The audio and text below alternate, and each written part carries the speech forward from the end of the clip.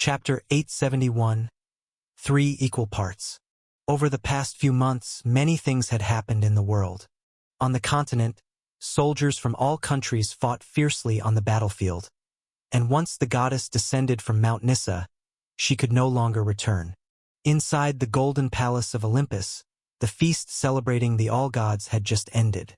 Despite the disastrous defeat of mortals having reached the ears of the all-gods, they were confident as they were about to receive a fresh force.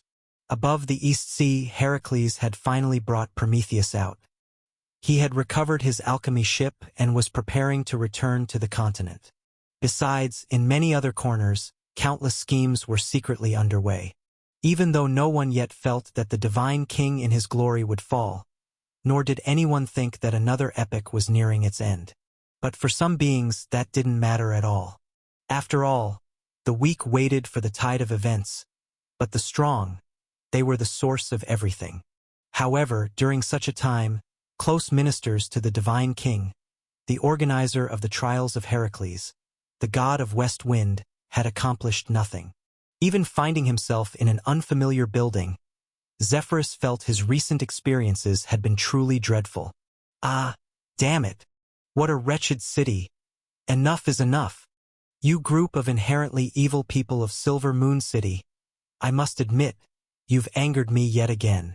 One last time, I am giving you one last chance. If you don't seize it, then I'm going all out. In a secluded room, the god of West Wind spoke vehemently.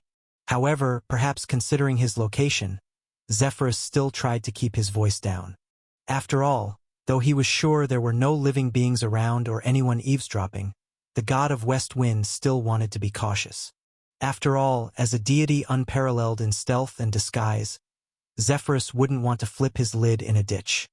But strictly speaking, from a bird's perspective, the service in Silver Moon City was still quite good. The food they called bird feed alone was hundreds of varieties, many of which were even tastier than what the nymphs prepared for the all-gods. But then again, what does feed mean? Is it a newly coined term? It seems understandable if viewed that way. After all, whether on Mount of the Gods or in the mortal realm, I've never seen food specifically made for anyone other than divine persons. Pecking at the colorful beans in the plate, Zephyrus felt a bit regretful. No matter what, this was food meant for birds. This resulted in an admittedly tasty experience, but it left the god of West Wind somewhat uneasy. After a while, having finished the snacks on the plate, Zephyrus once again despised the extravagance of Silver Moon City, then flapped his wings and pressed a button in the room. Soon, with a beep sound, the table split open. Quickly, a tray floated up from inside, on which lay 3 items: a book, a syringe made of transparent crystal, and a small note. The note had some writing on it, but it was not yet visible.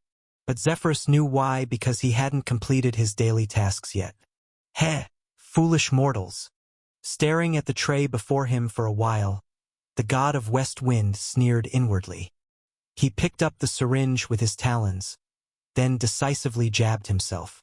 Soon, fresh red blood flowed out. Zephyrus inspected it briefly, once again confirming that, just as before, the blood showed no visible presence of power. Humph!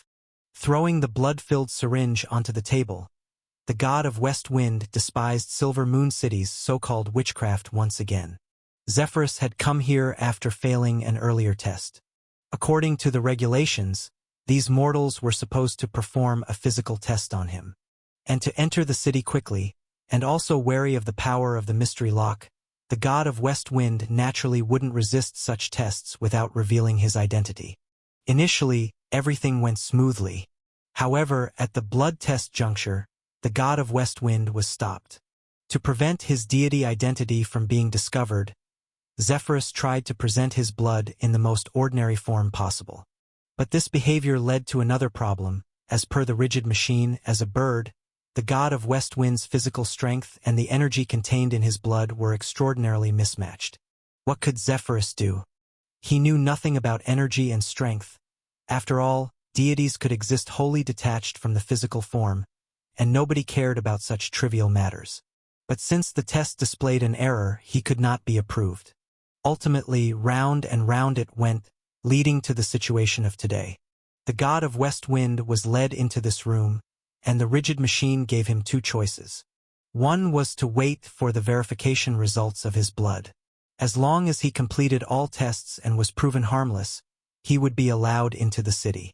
However, this process could be quick or slow, possibly taking days, months, seasons, or even years. There was no specific timeline. The other was to retake the written test and continue the exam until he passed.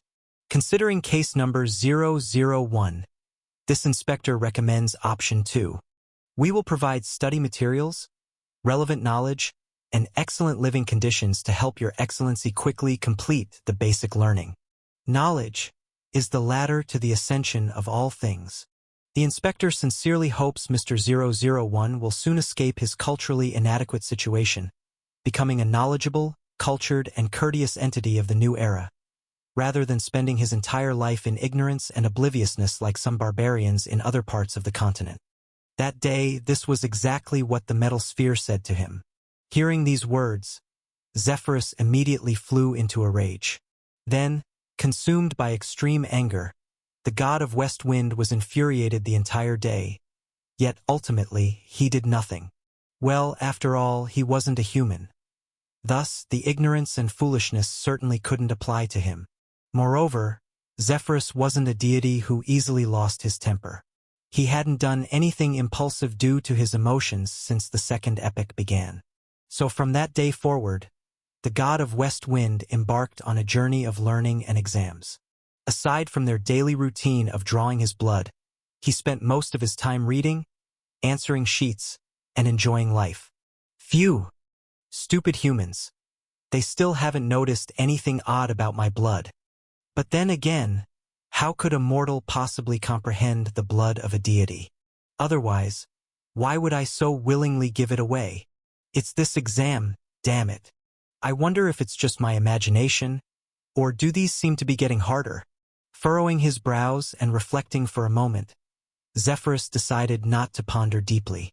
Although he wouldn't admit it verbally, as a deity who actually enjoyed using his mind, the god of West Wind was not foolish. Over these past days, as he read through Silver Moon City's so-called basic knowledge, he increasingly felt that the principles contained within were anything but ordinary. Topics that tested his intellect, numerical computations and changes, various graphical mappings, and the spread of foundational witchcraft knowledge. Leaving other things aside, having learned all this, Zephyrus felt that in just those few short months, his power in the mortal realm might have risen by more than one level. In the past, although deities could freely use their divine arts in the mortal realm, most of the gods of Olympus didn't really care for those intricate gimmicks. They were mostly keen on special divine arts created through their own authority. They then relied on their own domains and divine bodies for battles. As for the divine art structures modeled on witchcraft, before, there was the goddess of wisdom who invented them, and after that, the ingenious believers among mortals enhanced and celebrated them. As for him, as long as he could produce enough sacred power, there was no need for research. Now, however, faced with the divine arts that were much simpler than witchcraft, yet still somewhat complex, the god of West Wind felt they were coming naturally to him. Because of this, considering the beacon showed that Heracles was still in Silver Moon City and hadn't left, Zephyrus wasn't too anxious. But lack of urgency aside, seeing that score still upsets me. And such matters are better handled sooner rather than later. I want to understand these things. I'll have plenty of time to invest later. It's always just a little bit short. Could it be the tests are getting harder? Or am I just improving too slowly? It shouldn't be like this. However I think of it, I should have passed by now. Grinding his teeth, the god of West Wind felt he had indeed gained a lot. So why couldn't it reflect in his scores? However, his recent studies made him subconsciously believe that Silver Moon City ought to be a place of reason. So thinking this, Zephyrus merely threw the syringe back onto the tray. With a hint of nervousness, he opened the note, which previously he couldn't read. This was his score report from the last test, a test totaling 1,800 points where only 1,000 were needed to pass. Regarding yesterday's test, the god of West Wind still had some confidence. This time it felt secure, but the next moment, When he saw the clear script on the note, his bird face darkened as if it were the bottom of a pot. Though he'd improved a little from last time, he was still slightly short of success. 997. Damn it! First it was 600, then 800, then 900. Then it was 910, 920, 930, 990. I was so close, yet the increment dropped. 991, 992, up to 997. Just this last little bit. Why does it have to be like this? He felt like tearing the note apart. Getting closer and closer to the finish line only to always fall just short was too tormenting. Even the thought of giving up felt too hard to bear. Taking several deep breaths, the god of West Wind felt something was off. Even though he couldn't put his finger on what exactly was wrong, he could only console himself. Just a little more when I get to 999. Surely there won't be a 999.1, right? There should be. If there is, then I'll... Damn it! After waiting a moment, unable to think up what exactly he would do when the time came, Zephyrus's bird claw immediately grabbed the last item on the tray. This was today's reference material. It contained information targeting his incorrect answers and was very specific. For instance, the first small knowledge segment was about how to trisect any arbitrary angle using just a ruler and pen. Tisk! Shaking his head slightly, Zephyrus glanced at a device blinking red next to him. He didn't know what it was, but like the other items, he didn't sense any life from it. It wasn't alive, and since it hadn't moved under his watch, the god of West Wind didn't mind it. He opened the book, ready to see what strange method these humans had come up with to divide the angle, and if this thing had any practical use. It better be useful, or else the person who posed this question is too stupid. Muttering to himself, he flipped through the book. It better be useful, or else the person who posed this question is too stupid. At the same time, in the core of the tower, as the god of West Wind turned the page, the same voice echoed here, its tone unchanged. Chapter 872 Attitude. Sasa. Sasa. The tip of the quill scratched lightly over the paper, producing a faint frictional sound.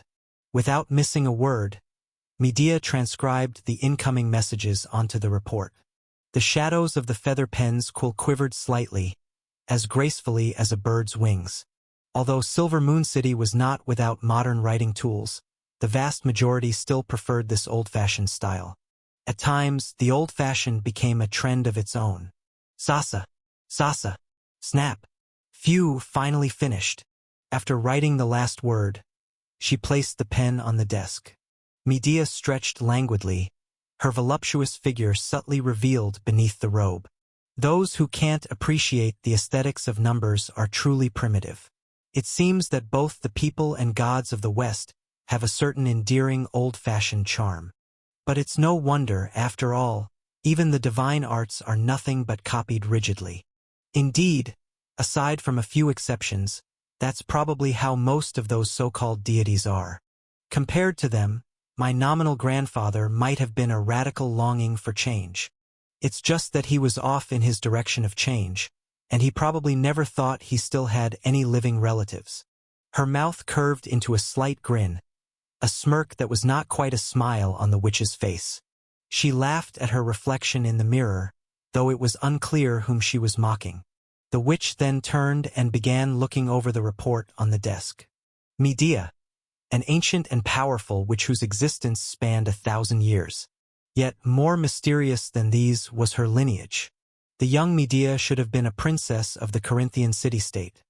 Her father King Eets was even a first-generation demigod. He was the son of the sun god Helios and the Oceanides, goddess of boiling waters, Perseus. Despite being the offspring of two deities, he did not inherit the status of a deity but remained in the mortal realm as a demigod. However, demigods born of gods are ultimately special. Even without any divine title, Eets still possessed prolonged life and formidable strength, which was hard for other demigods to match.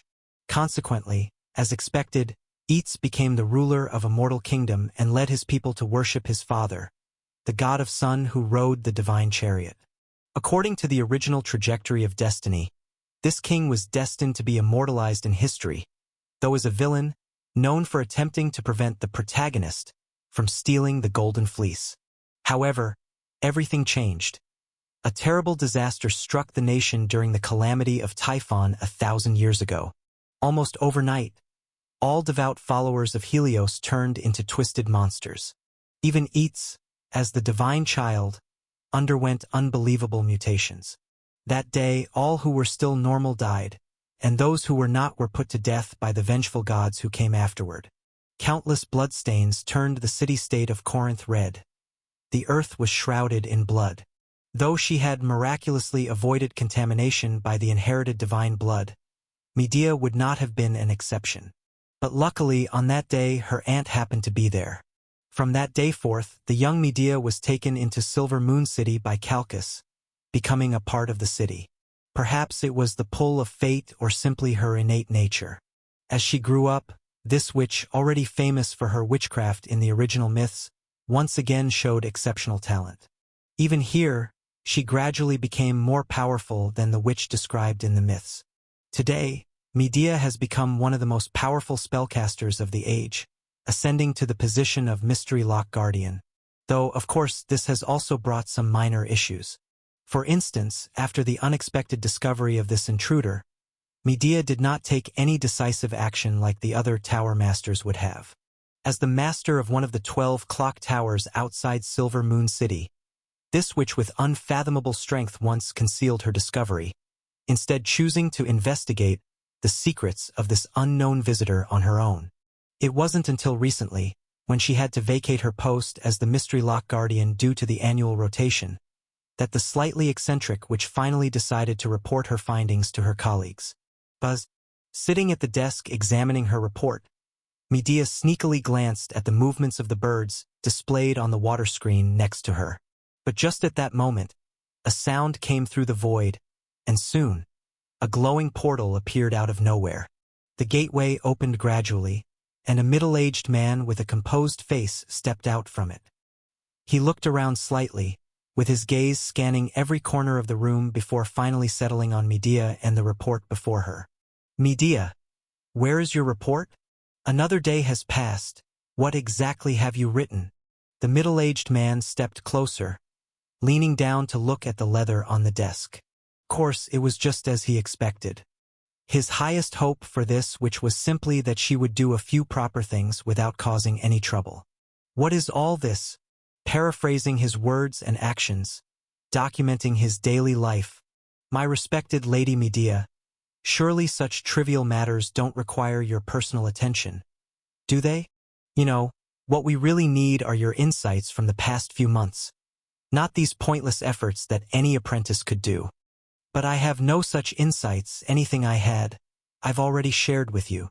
Leaning back in her chair, Medea spoke offhandedly. Chapter 873, Attitude 2. As I've said, this is a fellow without much threat. He doesn't possess any strong aggression, and his emotions are quite stable. He bears no ill will towards Silver Moon City, of course, probably not much goodwill either. He seems to be here looking for someone. However, I've already had the place inside and out searched thoroughly, and the results are as I have reported. There is no outsider by the name of Heracles here, let alone a being of demigod level. Clearly, if the mistake isn't ours, the only explanation is that he was deceived, and frankly, given his intellect, I'm not surprised by this outcome. Speaking indifferently, Medea picked up her so-called report and threw it at the middle-aged man. The parchment flew through the air and finally landed on the floor with a slap. The middle-aged man did not catch it, and his complexion gradually darkened. Medea, you know that's not what I'm talking about.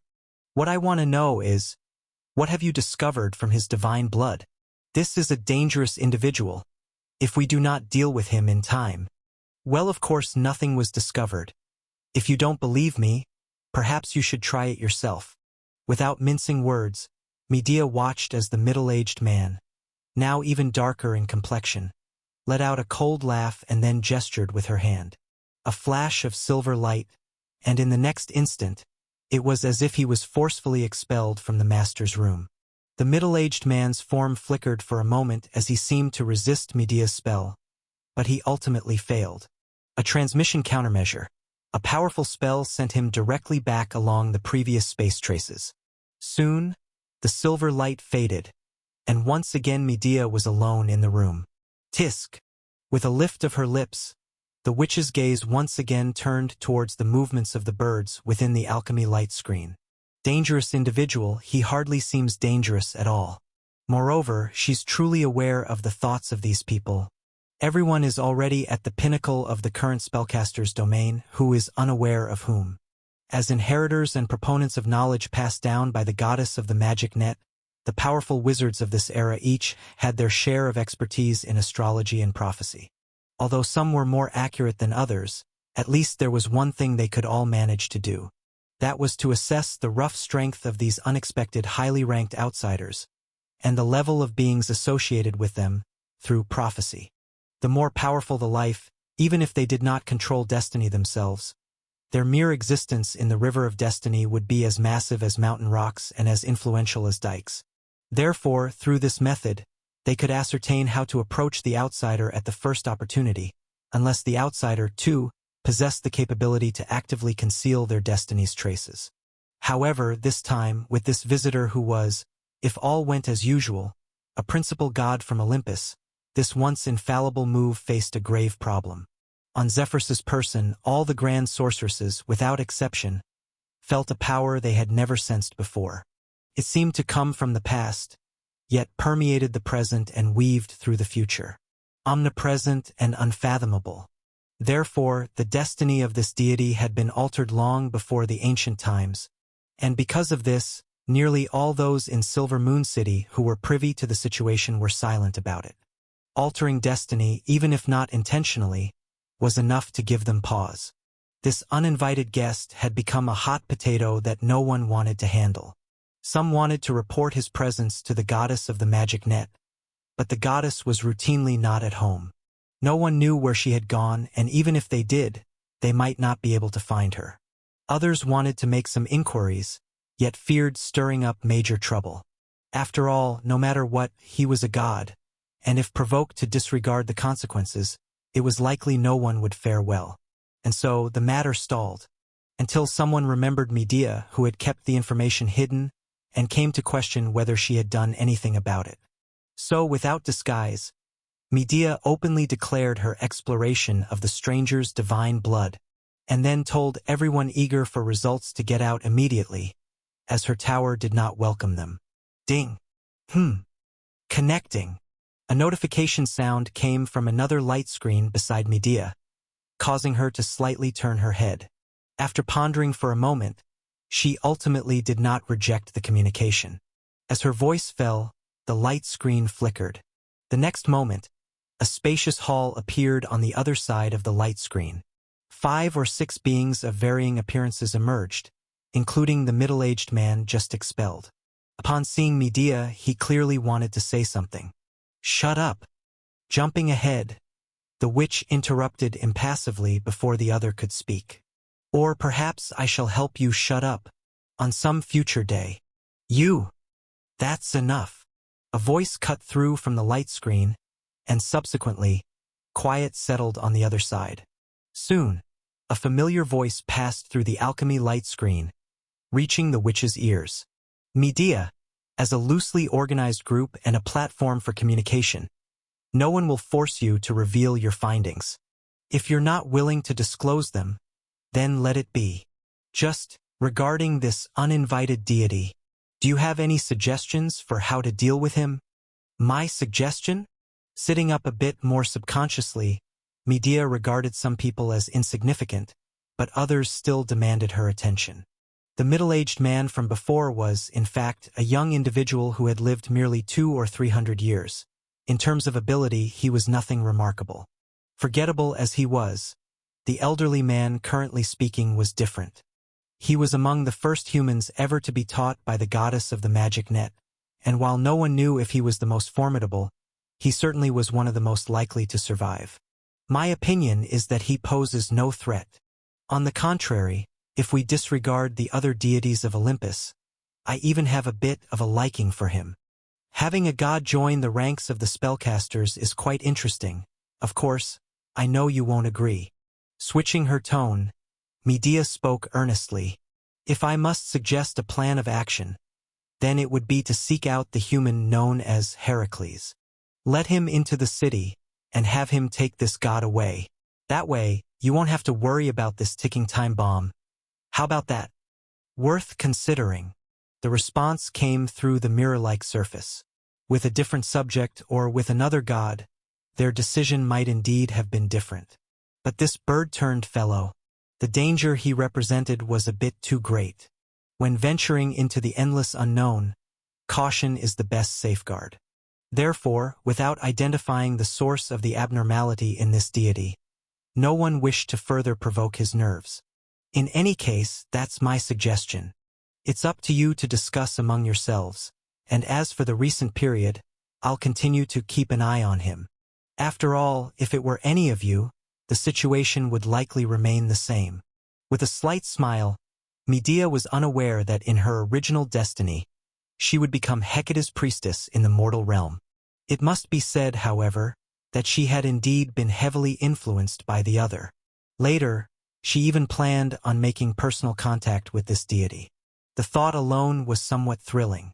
Chapter 874. The Undercurrents Beneath the Sea. The vast expanse of the East Sea could not be crossed overnight.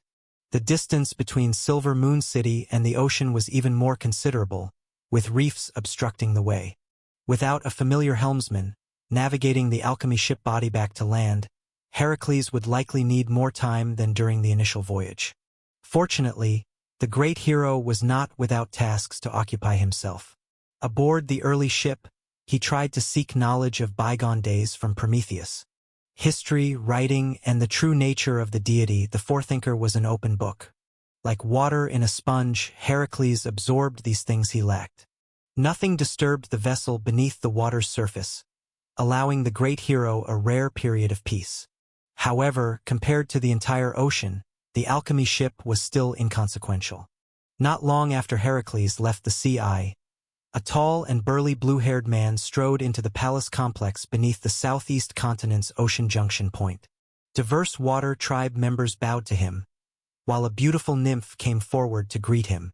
Yet, the blue-haired man simply waved his hand, and a surge of water moved them from his sight.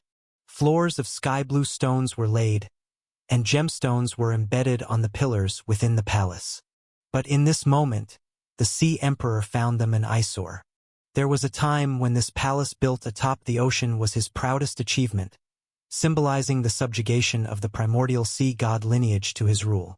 As time passed, Poseidon could no longer feel a sense of accomplishment. Since obtaining the palace, the domain controlled by the Sea Emperor had ceased to advance. The old lineages of sea gods were gradually recovering from the errors of the epochal transition, and the ocean god was as formidable as ever.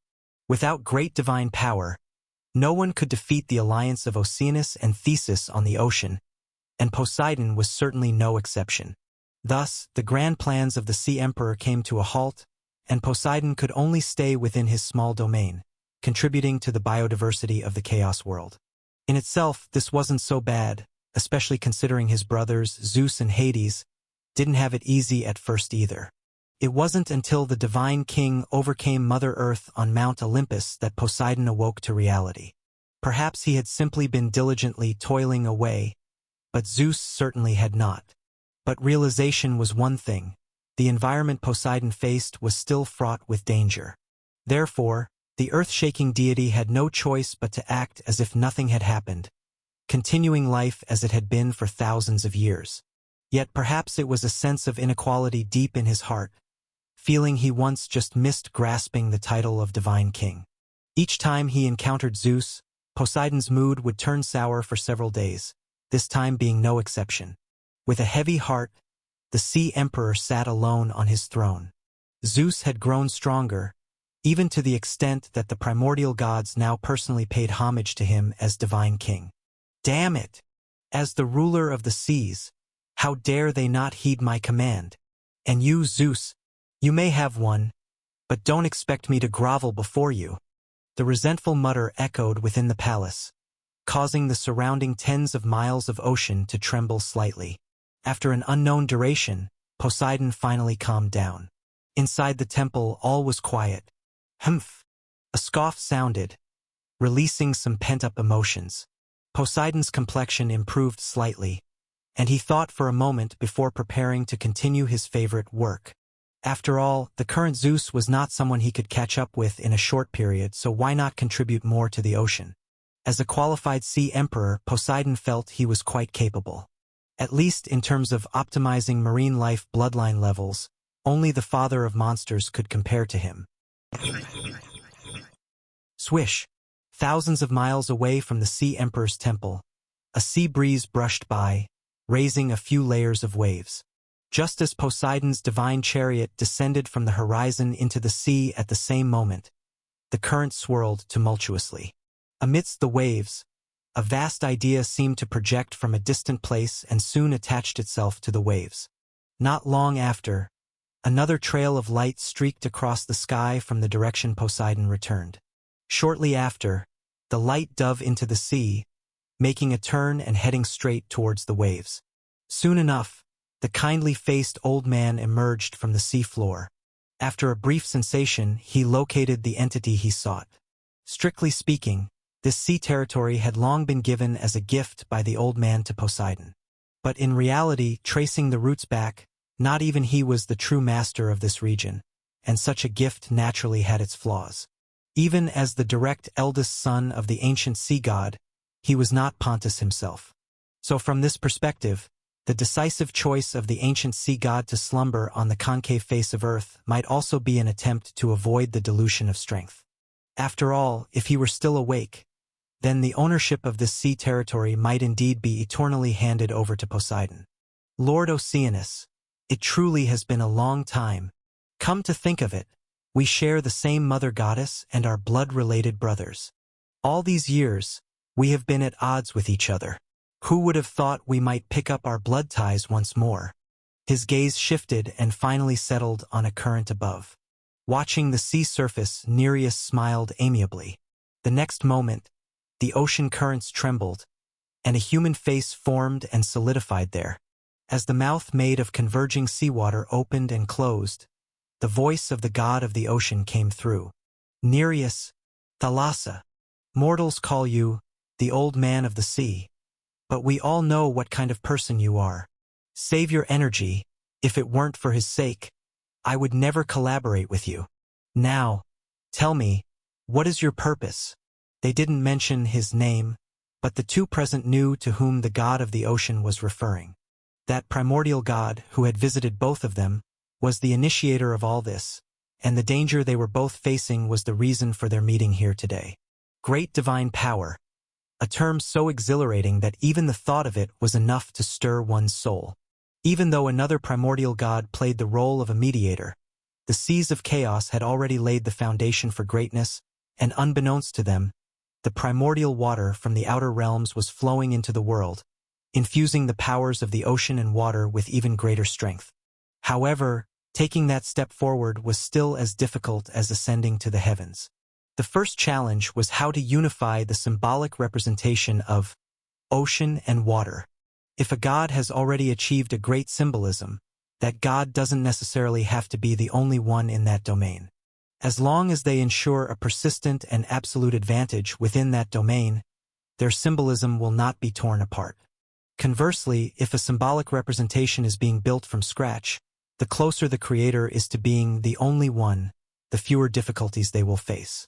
Considering that the two great ocean god systems had never had such experience before, striving for perfection was naturally their desired goal.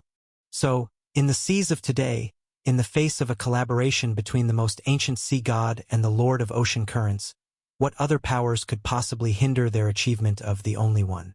Possession, my goal is him. No matter what, at the beginning of this epic, I already ceded a vast expanse of sea territory that belonged to us to him.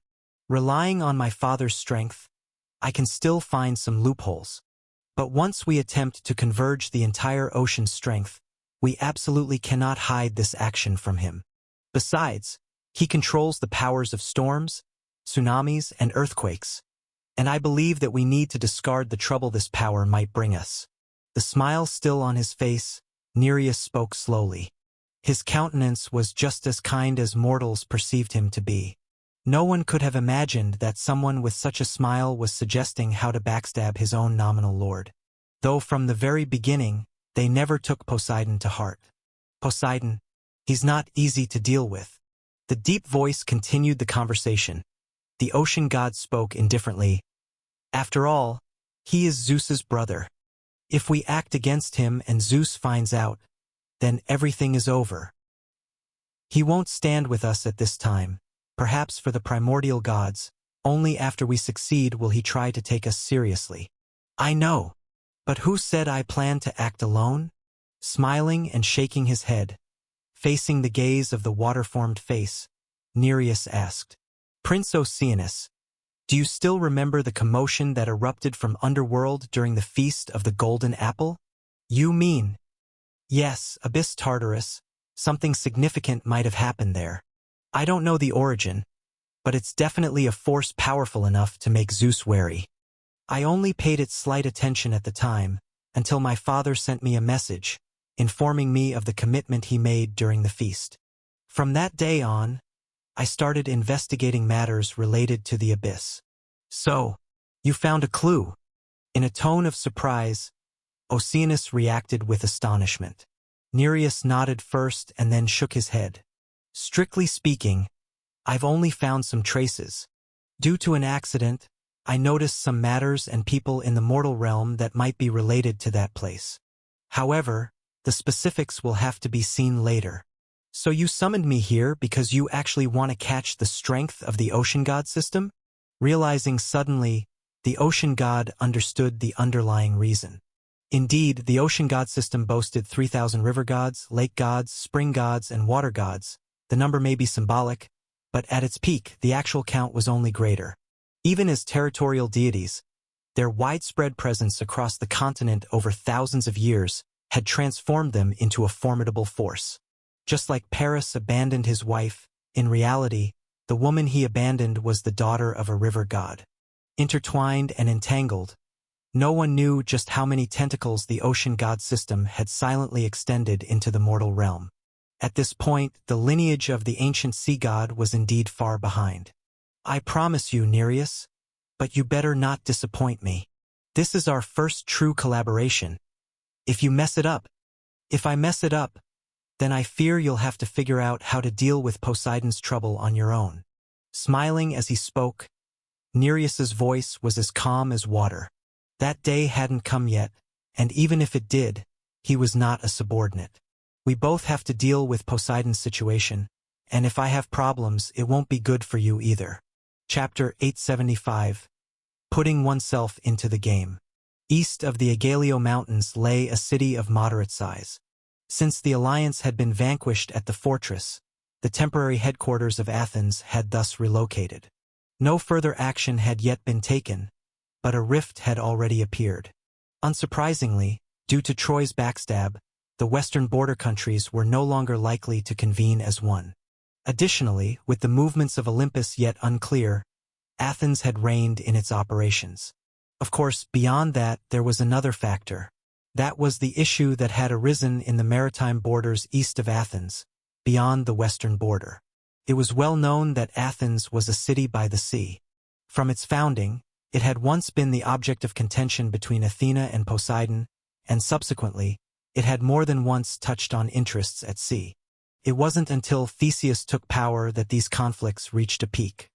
However, due to his strength, such contradictions never evolved too greatly. But times had changed. Athens had changed its ruler, and the western border countries had made their stance clear. Forces amassed at the western border, and all gods were poised to strike at any moment. At this time, as if seeing an opportunity to exploit, over the usually tranquil sea lanes of the East Sea, dark clouds began to gather densely. From east to west, like two hands poised to strike, they threatened to crush the central kingdom in between. Faced with this situation, naturally, Athens could not turn a blind eye. But however important the maritime situation might be, Andrea could not abandon the matters of the western border at such a time. So when news of the disturbances in the East Sea arrived, deciding who should deal with it became a thorny issue that had to be resolved. However, at this very moment, Lane, who had not intended to meddle with affairs at sea but was instead preparing for the arrival of the second of the fates, unexpectedly welcomed an unanticipated visitor in his room. Clang! The porcelain cup was placed onto the desk, emitting a light sound. The faint fragrance of tea lingered in the room, bringing with it hints of mist. Having traveled day and night from the sea to the land, Nereus observed the mortal before him but still couldn't find anything amiss. No matter how he looked, this was an utterly ordinary human. Yet the more so it seemed, the more the son of the ancient sea god trusted his own judgment. After all, following diligent investigation over the past 10 days and the aid of various river gods and lake gods, Nereus was almost certain that the person in front of him was indeed a godhood practitioner. Moreover, the source of his strength was not from light or other such benevolent forces, nor from attributes like sovereign or the earth, but from another opposite side. Of course, this in itself wasn't an issue. Whether the deities of the underworld or certain titans' deities from the depths of the stars, they all possessed similar characteristics. Yet there was one thing Nereus was sure they could not accomplish. That is, none of them could possibly conceal a godhood practitioner's divine aura so completely that, even face-to-face with a bona fide sea god like him, he could detect no anomaly whatsoever. Whether Zeus could achieve this was unknown to Nereus. After all, the God King never needed his godhood practitioners to hide their aura, and if there were ever any underhanded matters, the wind gods would act on his behalf. But one thing Nereus could confirm was that the ocean god, whose power was at its peak in the vast sea, could definitely not do this. In such a scenario, the identity of the person before him had only a few plausible possibilities. After ruling out the Lord of Darkness, who could be considered somewhat of an ally, and combining other judgments, the Sea Elder astonishingly pinpointed Lane's origins accurately. Originating from the abyss, relating to that being who had clashed with Zeus, after all, the timings of their activities were strikingly similar. This was around the time of the banquet for the Golden Apple when the God King battled the terrifying entity, and it was also when Lane first began to leave traces. Several coincidences converged to point to the true answer. Therefore, upon confirming this, Nereus wasted no time in seeking him out. My lord, if there are any oversights in my analysis, I would appreciate your corrections, and for the investigation I undertook, I hereby apologize to you, he began. However, as I mentioned, I have come with sincerity. I extend my utmost respect to that great one from the abyss. And in facing a common enemy, I believe we have many areas where we could cooperate. His voice was steady, without beating around the bush, and Nereus chose to be frank. From his arrival to taking a seat, the ancient sea god's eldest son had swiftly explained the reason for his visit. The Sea Elder even had the grace to apologize to Lane, whom he perceived as a mere mortal, stating that he did not intend to investigate Lane's comings and goings. It was only after the world's river gods noticed his tracks that he had decided to approach him. Is that so? In that case, I accept your apology, but as for cooperation, that's not necessary, responded Lane. Placing down the teacup, Lane looked at the affable elder before him, his own heart surprisingly taken aback. How the other had discovered his tracks, Lane understood after a brief recollection. As expected, it must have been during the years he roamed the continent after the banquet for the Golden Apple. In Chaos Mortal World, those river gods and lake gods were all too common. Almost every kingdom had sightings of them, and they certainly had the potential to notice some traces. Though expected, Lane still could not be certain of Nereus's intentions. After all, before he began his actions, Erebus had already cloaked everything with his authority. Without knowing the specifics, the suddenly appearing sea god seemed rather peculiar.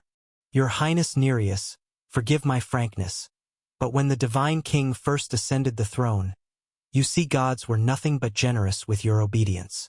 Since you didn't rebel then, why would you now? The Divine King now possesses even greater strength.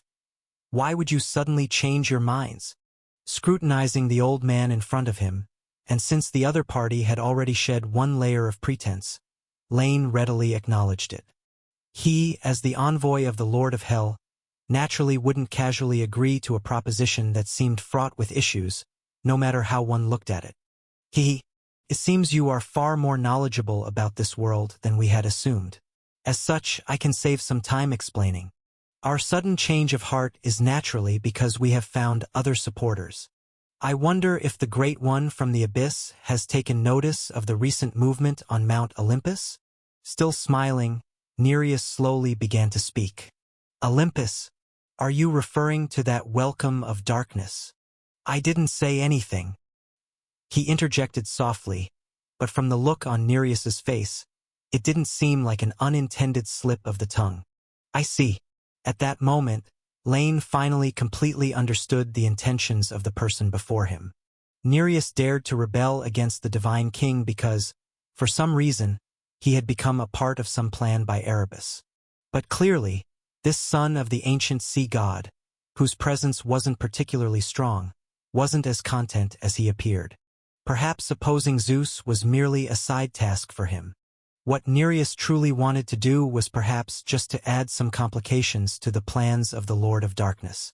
Whether actively or passively, when one becomes a pawn for one high seat against another, to prevent being discarded after use, and to allow for more maneuvering space for oneself, perhaps the best method is to bring in a third high seat, and it would be best if they did not have a clear bias towards the current situation or too much ability to interfere. And it was clear, although he had once clashed with Zeus, the serpent of the garden, who merely lurked in the underworld, was the best choice.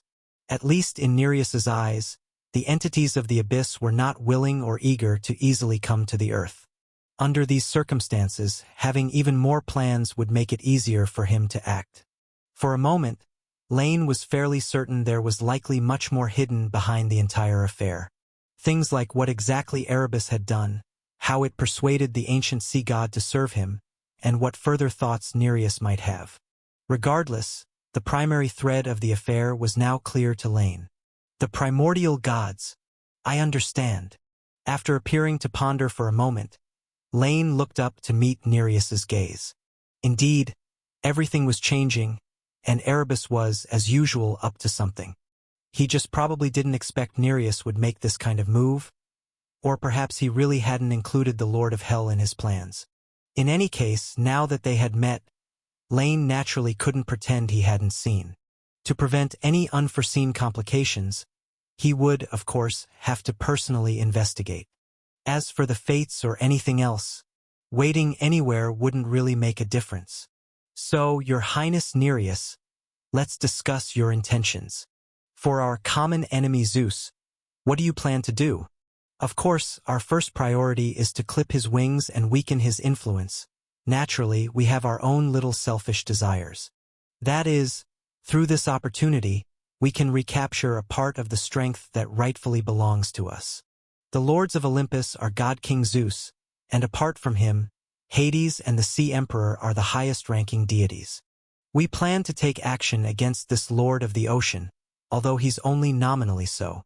And to show our sincerity after capturing him, we are willing to present him as a gift to that respected Great One. I think Abyss Tartaros would be his best destination. Having achieved his first goal, no matter what the response would be, as long as the message was relayed, Nereus believed he could tentatively consider it a success. As for how Erebus would react to his actions today, he was already prepared. He had not informed his father god, who is still slumbering at the bottom of the sea, of today's deeds. From beginning to end, it was a scheme he and Oceanus had forged together. So if something unexpected did occur, it was not a big deal. Gods cannot die. He would not truly pay an irreversible price. Rather, it's the ocean god. Theoretically, since the other party held the advantage, the ocean god system should dominate in the future distribution of benefits. But in the end, it is my father who is your true opponent.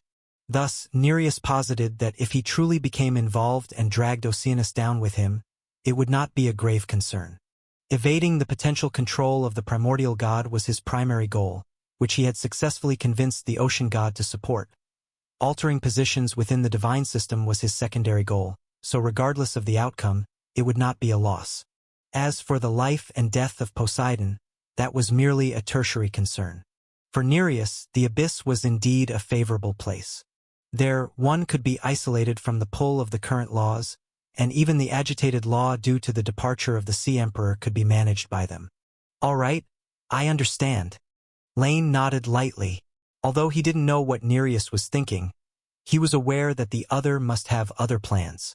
But as long as he got involved, all the ins and outs would eventually come to light. However, regarding this matter, it will be the Serpent of the Central Court who gives the response personally, not for me to decide privately. So in 3 days, at the god-worshipping ceremony when His Majesty's name is invoked, you can seek the outcome yourself. And whether it's agreement or not, I will not mention today's matters to anyone else.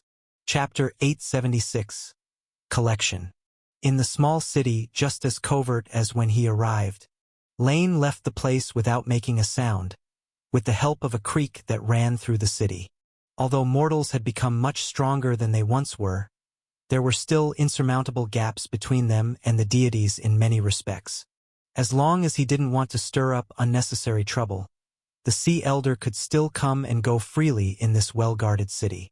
And because of this sudden news, Lane immediately changed his subsequent plans. He promptly found Andrea and informed her that he would handle the issue in the East Sea. Sea Emperor Poseidon once competed with the goddess of wisdom for the sovereignty of Athens, and though he generously left that spring of salt water within the city of Athens afterwards, everyone knows that the Sea Emperor has never been a forbearing deity. Moreover, the kingdom upon the sea might not compare to the land, but it does have the advantage of terrain.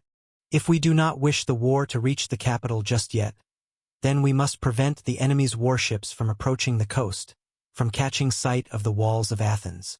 Lane wasn't just looking for an excuse as he slowly articulated his views. In fact, he believed that the recent commotion at sea might indeed have something to do with the deities, but probably not much to do with Poseidon. After all, unlike the deities on Mount of the Gods, this earth-shaking sea god has never had much affection for the divine king, and even tends to overstep his bounds in daily affairs. So much so that Zeus, at one point, became quite annoyed with him and had to put in the effort to catch him in a fault and then personally deliver a decisive punishment. The walls of Troy were created in this manner. They were built brick by Poseidon, and the king who refused to pay him was thereby committing a great sin of impiety. So from this perspective, it seemed Poseidon wouldn't be too keen on cooperating with the Olympus offensive. It's probably bait, but not intended to lure Athens. On the contrary, this is an opportunity to draw Poseidon away from his temple. No matter what, Nereus would never initiate an attack on the Sea Emperor, as he knows full well what that would mean. As long as Zeus becomes aware of his intentions, the divine king would not only not stop him but might even let it happen. However, when everything is over, Zeus would also inevitably have to come forward regretfully and announce that Poseidon no longer has the capability to govern the sea. And as the monarch of all gods, the divine king would take up this heavy burden in his stead. As he pondered, Lane did not voice his conjecture. Just like humans, there has always been a large disparity in wisdom among the gods. Some are fools who cannot see the situation clearly, while others are cautious, every move deliberate. I understand. Mr. Avon, just remember to be careful. The shield of Aegis from the goddess still protects Athens, and merely with the deities from the ocean, it is impossible to breach the capital of the kingdom. If the situation turns dire, retreat back to the city first. A momentary victory or defeat counts for nothing. She wouldn't be going back. The city near the front lines already bore the scent of war, and the soldiers following her needed to be able to see their monarch. All right, I will. Still, those are just minor nations upon the sea. It's far from reaching that point. Now that you also have quite a few more helpers, I imagine there won't be many problems here for a while. Lane nodded slightly, then after some final instructions, he turned and left. There was no problem going to the sea, but before leaving, he needed to prepare some items. Objectively speaking, relying solely on the sacred power from the earthly python to cast divine arts, A human body really does not stand much chance in handling Sea Emperor Poseidon at sea. After all, unlike the Fates, who are mechanism deities, Poseidon does not have any obvious weaknesses. So even with the covert assistance of Nereus, Lane needed to secure a few items to aid him. Creek. Winding through the city, he finally arrived outside a secluded warehouse. Pushing open the dusty doors, he shook off the soot that coated the floor. Lane wasn't sure how long this place had been abandoned, but it seemed to be for more than just a year or two. Closing the large doors behind him, his gaze swept over the surroundings. In this empty warehouse, there was nothing extra, just a faint musty and smoky smell. This is the place. He nodded briefly and then moved forward. He took a specially prepared pale blue paint and started drawing complex runes on the ground with his hands. The lines were erratic and varied in depth. Not two-dimensional symbols, these were a kind of three-dimensional text.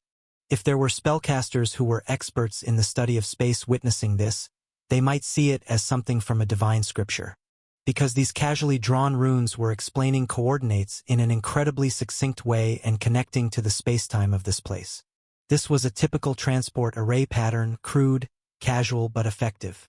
Compared to the usual way deities and their worshippers communicate, transferring only things that can be converted into energy, the array before Lane could undoubtedly transfer physical matter.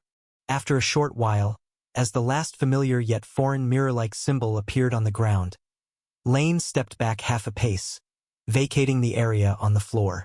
Faintly, as the symbol representing the Spleer mirror was drawn, sensations of searing heat and corruption seemed to already begin permeating through space and time.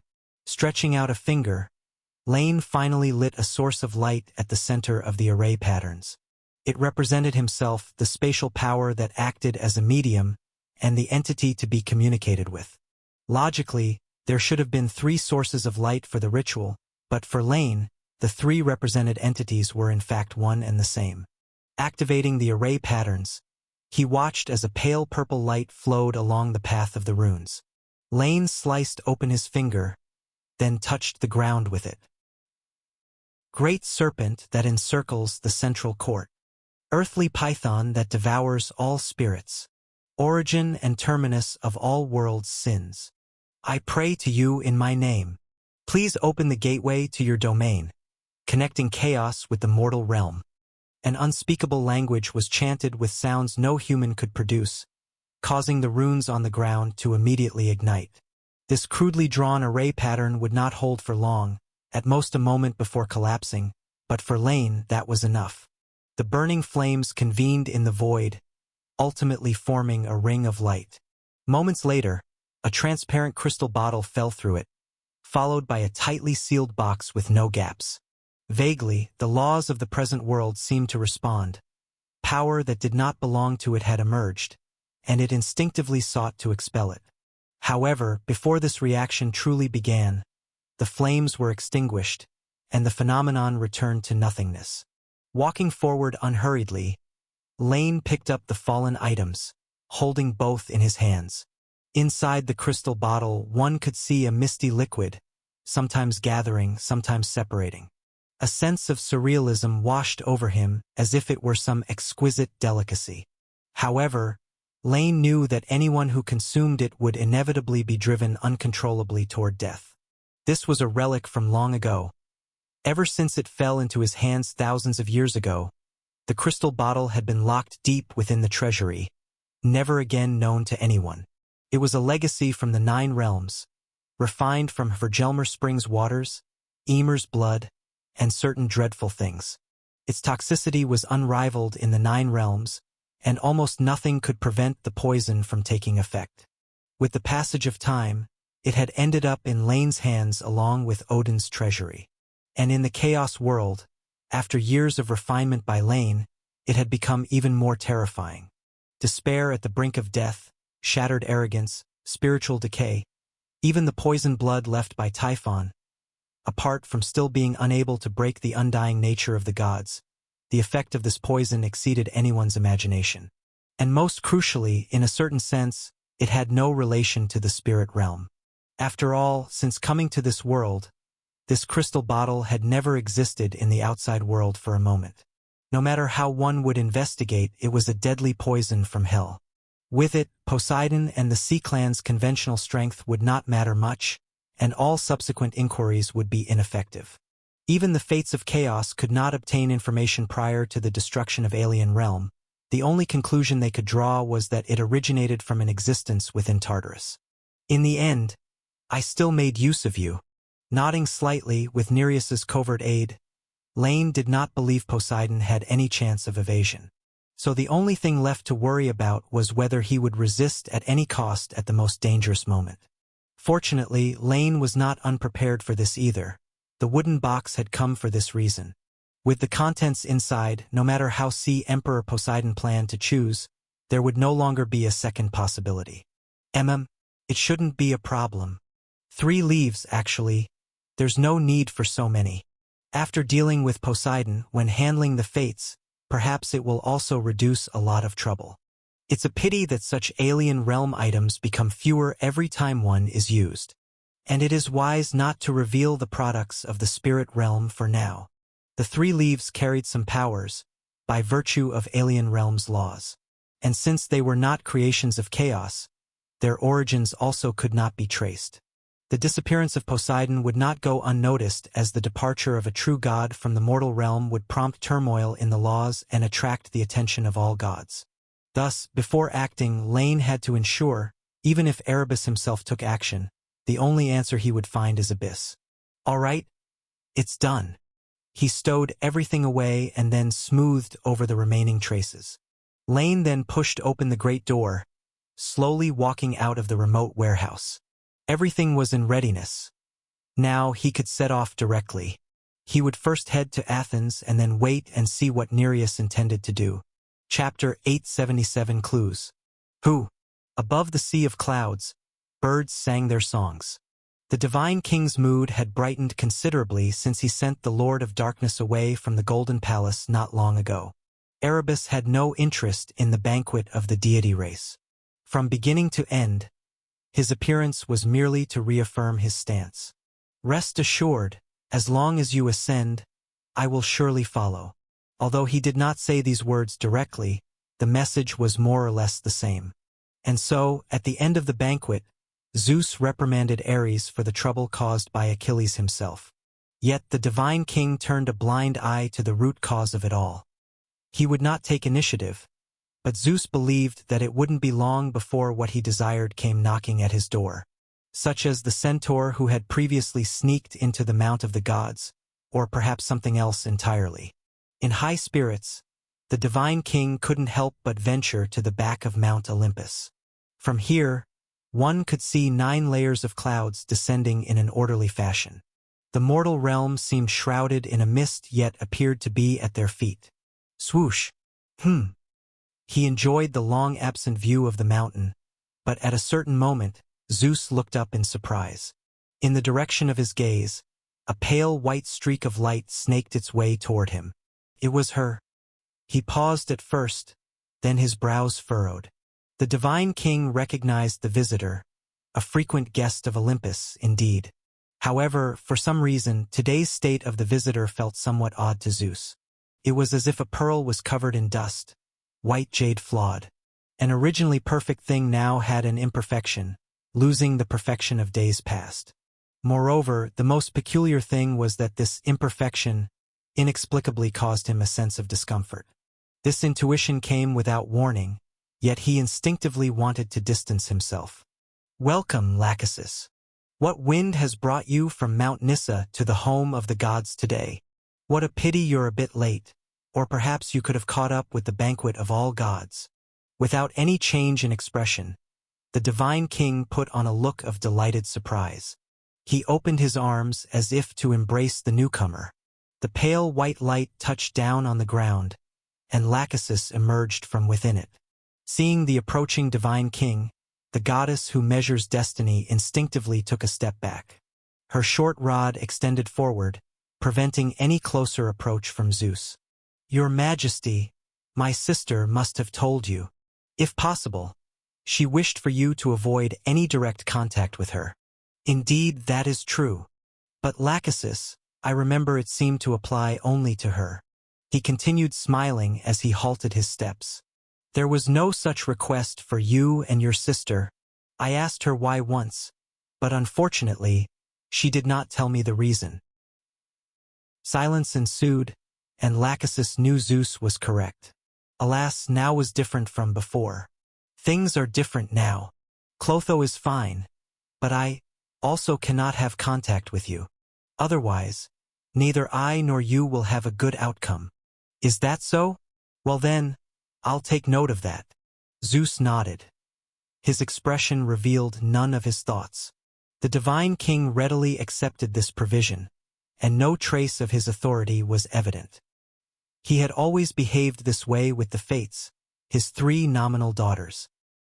He never sought them out, but if they came to him, the divine king always treated them with an exceptional level of courtesy. Some deities were puzzled by this, as the divine king himself should be the entity most fearful of destiny. But for thousands of years, Zeus had always been this way. Gradually, the other gods came to accept it as normal. So, Lachesis, back to the matter at hand. In my recollection, while you do visit Olympus occasionally, you have never sought me out specifically. Under destiny's guidance, if you do not wish to see me, then you can always avoid me. So, Lachesis, might there be something you need me to do for you today? Whatever it is, as long as it is within my power, I will not refuse. I need you to find someone for me. His name is Paris. I could have seen him before, but now he has slipped away from my sight. Lachesis spoke slowly. She did not mention anything about Atropos. For the Fates cannot speak the destiny they see, unless it is to guide a person onto the path they are meant to take. Whether he is in the sky, earth, or ocean, as long as he is in this world, then I must find out where he is. Now, only the authority of the Divine King can achieve this the quickest, and that is why I have come to you. I see. No problem. This is but a trivial matter. Zeus agreed without asking further, and with a spectral grip, the tricolored scepter appeared in his hand. Invisible fluctuations centered on Olympus, sweeping across the earth with the order established by sovereign rule.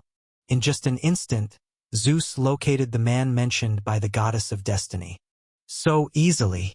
To his surprise, there was no interference. At first, Zeus thought this mortal, who was unobservable by the Fates, was under the protection of some entity. A flicker of interest passed through his heart, and for a moment, the divine king wanted to probe the situation of that person. But quickly, he dismissed the thought. No, there was no need for that. With a wave of his scepter, he drew a circle in the air, and the next moment an image emerged from it. Zeus then spoke, pinpointing the location within the image. This is the mortal realm, near the royal city of Sparta. The person you're looking for is there. Lachesis, do you need my help to bring him to you? No, I'll handle it myself. Her refusal was firm, but as soon as she spoke, Lachesis felt she had been a bit too cold.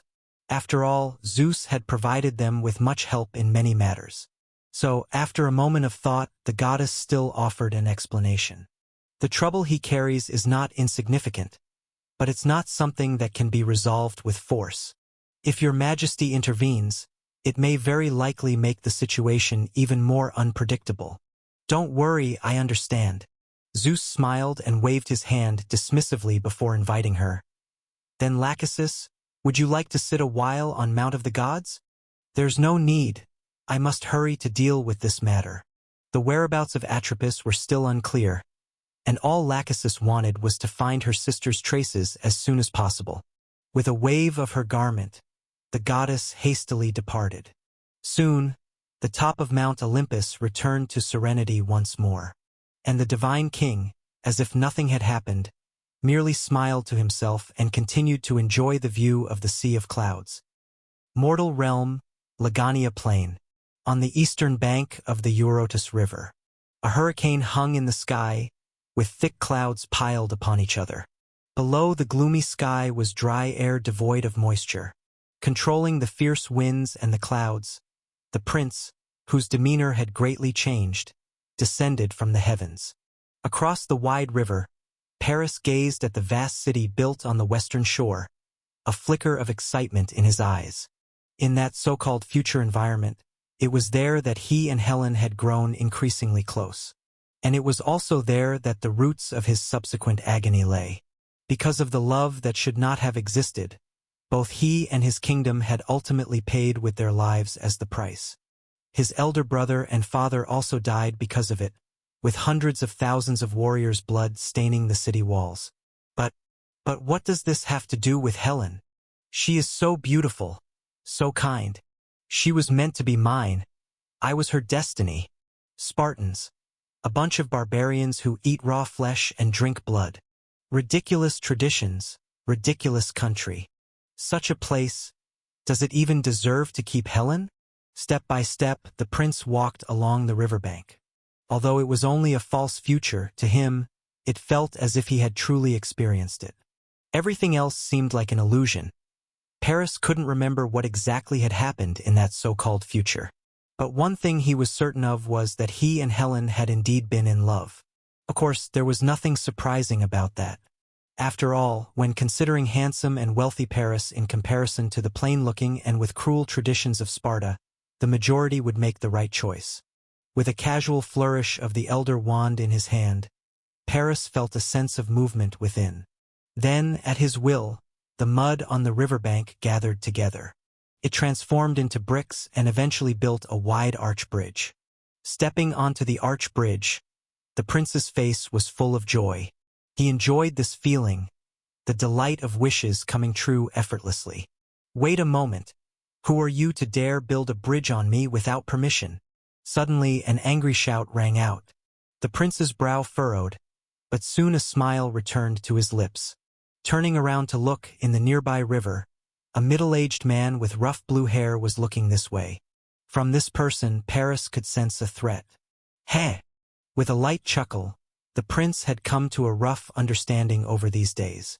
These beings that posed a threat to him truly only threatened the regular him, and not himself wielding the wand.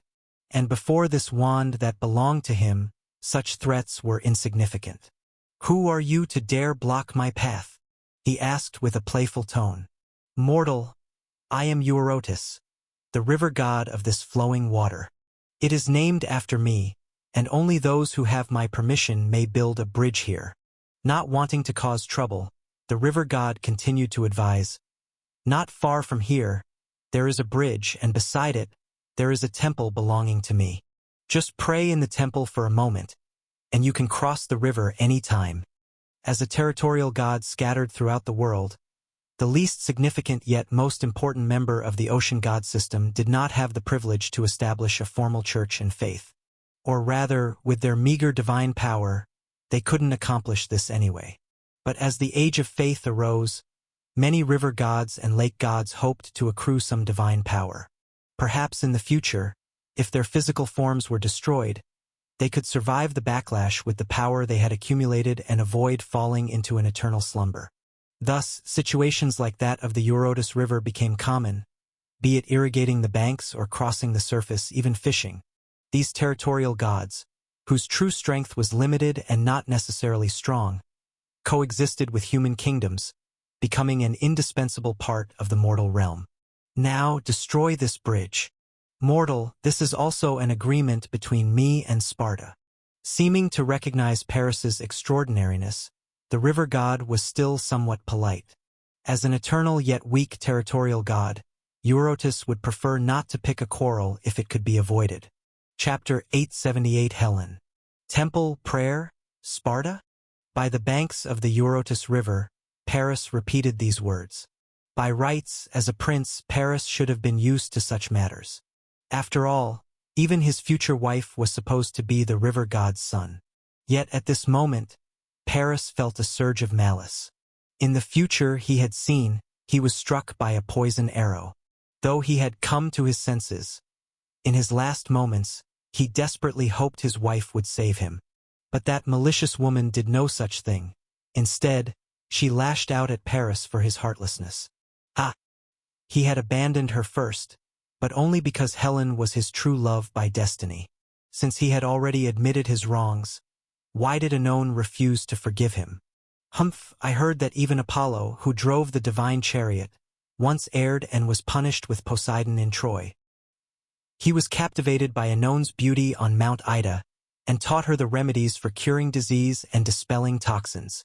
With a cold laugh, gripping the elder wand, Paris was filled with immense confidence. Could he be wrong? Perhaps. But he had apologized, yet others still refused to forgive him, so he was no longer at fault. Having a change of heart was wrong, but Oenone had just hidden it well. They were no different. He hadn't even intended for her to die, yet she chose to abandon him in his time of need. Convincing himself in his heart, Paris's gaze grew colder. The same identity, yet standing with the Spartans. In the past, it might have been understandable, but now her strength seemed merely average. Olotas, Spartan's river god, on this human land, you dare to ask me to pray to you? If I refuse you, what will you do then? I won't do anything, mortal. No one forces you to pray. But even to adhere to the laws of the Spartan kingdom, you mustn't build a bridge here unauthorized. With a furious expression, the river god found the prince in front of him utterly unreasonable.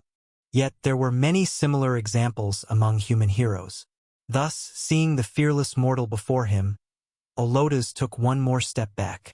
In truth, mortal, for those truly capable, those who bear noble blood, I never prevent them from crossing the river in their own way. My bridges serve most humans, not everyone. So, if you don't wish to, you may choose to refuse. Fly or use other means. You may cross me by your own power. The words were logical, and Paris found himself unable to argue with the river god's reasoning. Yes, from beginning to end, the reason Olotas appeared here was just because of the bridge. But as the river god's words trailed off, the prince hesitated before greater dissatisfaction arose within him. He had already overcome destiny. Why should he follow the river god's rules? Ha! But I refuse. With a cold laugh and a flick of the wrist, a force cast upon the temporary stone bridge, as the prince willed. It began to strengthen, becoming difficult to damage. Having done all this, the prince stepped onto the bridgehead. No one tells me what to do. Return to the depths of your river. In the name of Paris, from today, this stone bridge shall endure forever. Mortal, you! Pointing at Paris, blood rushed to Olotas's face, turning it crimson with anger, his eyes almost popping. This mortal was too arrogant, intolerable to the river god. The long river rose with its master's fury, the river god imbuing his power into the surging torrents. Waves powerful enough to crush steel struck the sides of the stone bridge. Yet, in the prince's cold laughter, the bridge didn't budge. A few droplets splashed on his face. Paris wiped away the moisture. Laughing at the astonished river god, the prince drew his wand. Ha ha ha ha! As expected, evil deity, you've harbored malice all along. It's just a bridge, what of it? Compared to you forcing others to make sacrifices, it's nothing. Come now. Let me rid the people of evil today. Chapter 879 Helen_2. Once I eliminate you along with the brutal Spartan royal family, the people here will thank me, unless they are your allies. Now let it begin with you. A wisp of light drew out from the tip of the wand, and under Paris's will, reality was altered before the mind. The soil on both banks transformed into chains, binding towards the river god, with a faint blue light darting back and forth within them. Despite struggling with all his might, Olotas was eventually locked tightly on the water's surface under the powerful force of the wand. With a triumphant smile, Paris stepped closer to the river god. Deities are no more than this. Having conquered death, what in this world can possibly thwart me? Destiny couldn't kill me, so how can you hope to win against me? With his mouth sealed, the river god could not speak, but the prince could still see the anger in his eyes. Yet what does it matter? In the face of absolute strength, your resistance only amuses me as a joke. You, come here. With a wave of the wand, Paris unexpectedly spotted a silhouette. It was a woman of striking appearance, seemingly around 30 years old. Judging by her fair skin, she was likely an aristocrat from nearby. Ha, I thought Spartan daughters were all extraordinarily brave, but it seems there are exceptions. Raising his hand to beckon her from afar, the prince casually commanded, "Tell me, what's your name?" Never mind. It's not important. The important thing is that this evil river god is finally defeated by me. From now on, you no longer need to pass the bridges he built. From today onward, you can cross over the bridge I shall construct. No one will demand anything of you, and you shall be the witness to it all. With a slight curl of his lip, the prince seemed to recall something after speaking. He immediately pointed the tip of his wand towards the water's surface. The next moment, 3 waves rose from the river and surged towards the distance. This river god apparently built 3 bridges, each at the entrance of a path. But now that I have my own, those have become unnecessary. Remember, this was accomplished by Paris, who conquered destined death, and his journey was to save the most beautiful Helen in the mortal realm. This is my gift to her, and you shall let my story flow through this land. Do you understand? Held by invisible force, the woman glanced at the still struggling river god and slowly nodded. My name is... That's not important. Interrupting the woman's introduction, Paris sternly pondered for a moment. He then waved his wand again, causing the earth beside the river to crack open. In the next instant, the river god Alotas sank into the sounds, and the crack closed under the prince's will. Having done all this, Paris nodded in satisfaction, then lightly tapped the woman's forehead with the tip of the wand. A flash of light passed by, as if something had been left on her. Retracting his right hand, the prince explained with a smile. All right, as you have seen, the evil river god received what he deserved, and what I just bestowed on you is merely an ordinary curse. Just like the tales told among humans, every sorcerer is proficient at this. So you know, if you fail to spread my deeds, the curse will kill you. I think you wouldn't be so foolish, right? I understand. Additionally, I am... Enough. It's not important. Now go do what you must. Ha ha ha. Waving his hand to interrupt, Paris laughed loudly, feeling exceedingly pleased. He waved his wand and soared into the sky, flying towards the city on the other side of the river. Having once more validated his strength with a regional deity, Paris was now impatient to see Helen. Compared to his beloved, though this Spartan woman was very beautiful, for some reason, the prince didn't want to see her at all. As he left carried by the rushing winds, Paris's figure soon disappeared beyond the horizon. And on the stone bridge built by his power, the woman stood silent. After a long time, the woman stepped off the bridge and went to the place where the river god Alotas was buried. Chapter 880 Helen_3. Here, the power left by the magic wand did not end, but continued still. Alotas, I am Lachesis. I am sorry for your plight. Wait a little longer. It won't be long before you can see the light of day again. Beneath the earth, the river god, who had been struggling, seemed to halt its movements. And on the ground, Lachesis glanced back at the stone bridge, carefully experiencing this mystical power.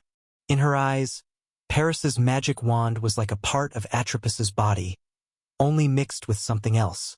This object, cut by Destiny's own power, transformed into this mighty magic wand. Even though Lachesis, who also wielded the power of Destiny, could do nothing about it.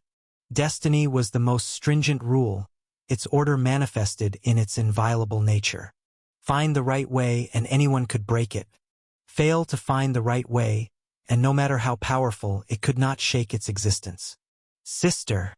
From the traces of remaining power, Lachesis seemed to see the marks left by Atropus. Giving away her own weapon personally, then betrayed by a greedy prince. The cutting scissors of destiny originally symbolized the power of Destiny's judgment over all things, so it was not surprising that it would form such a magic wand under Paris's desires. Unfortunately, with just these, Lachesis could not yet see clearly the other person who guided all this. His figure was shrouded in a layer of fog, and only from Paris could the goddess receive information about him. Flutter. Transforming into a dove, Lachesis shot straight into the sky. Her eyes could clearly see Paris's location. The young prince was currently hiding his figure, trying to sneak into the royal palace of Sparta.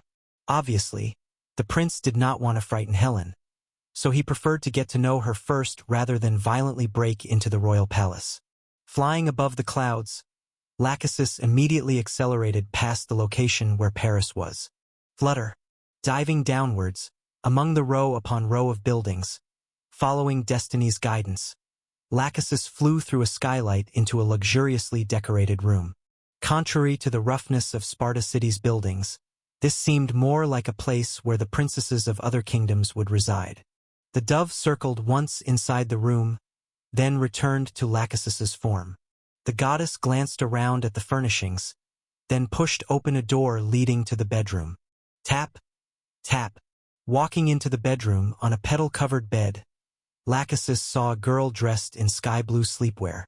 Although her face could not be seen, that alluring temperament alone was enough to captivate anyone. Helen. Murmuring this name, Lachesis slowly stepped forward. With each step, her appearance changed slightly. By the time she reached the girl's bedside, Lachesis had completely transformed her appearance.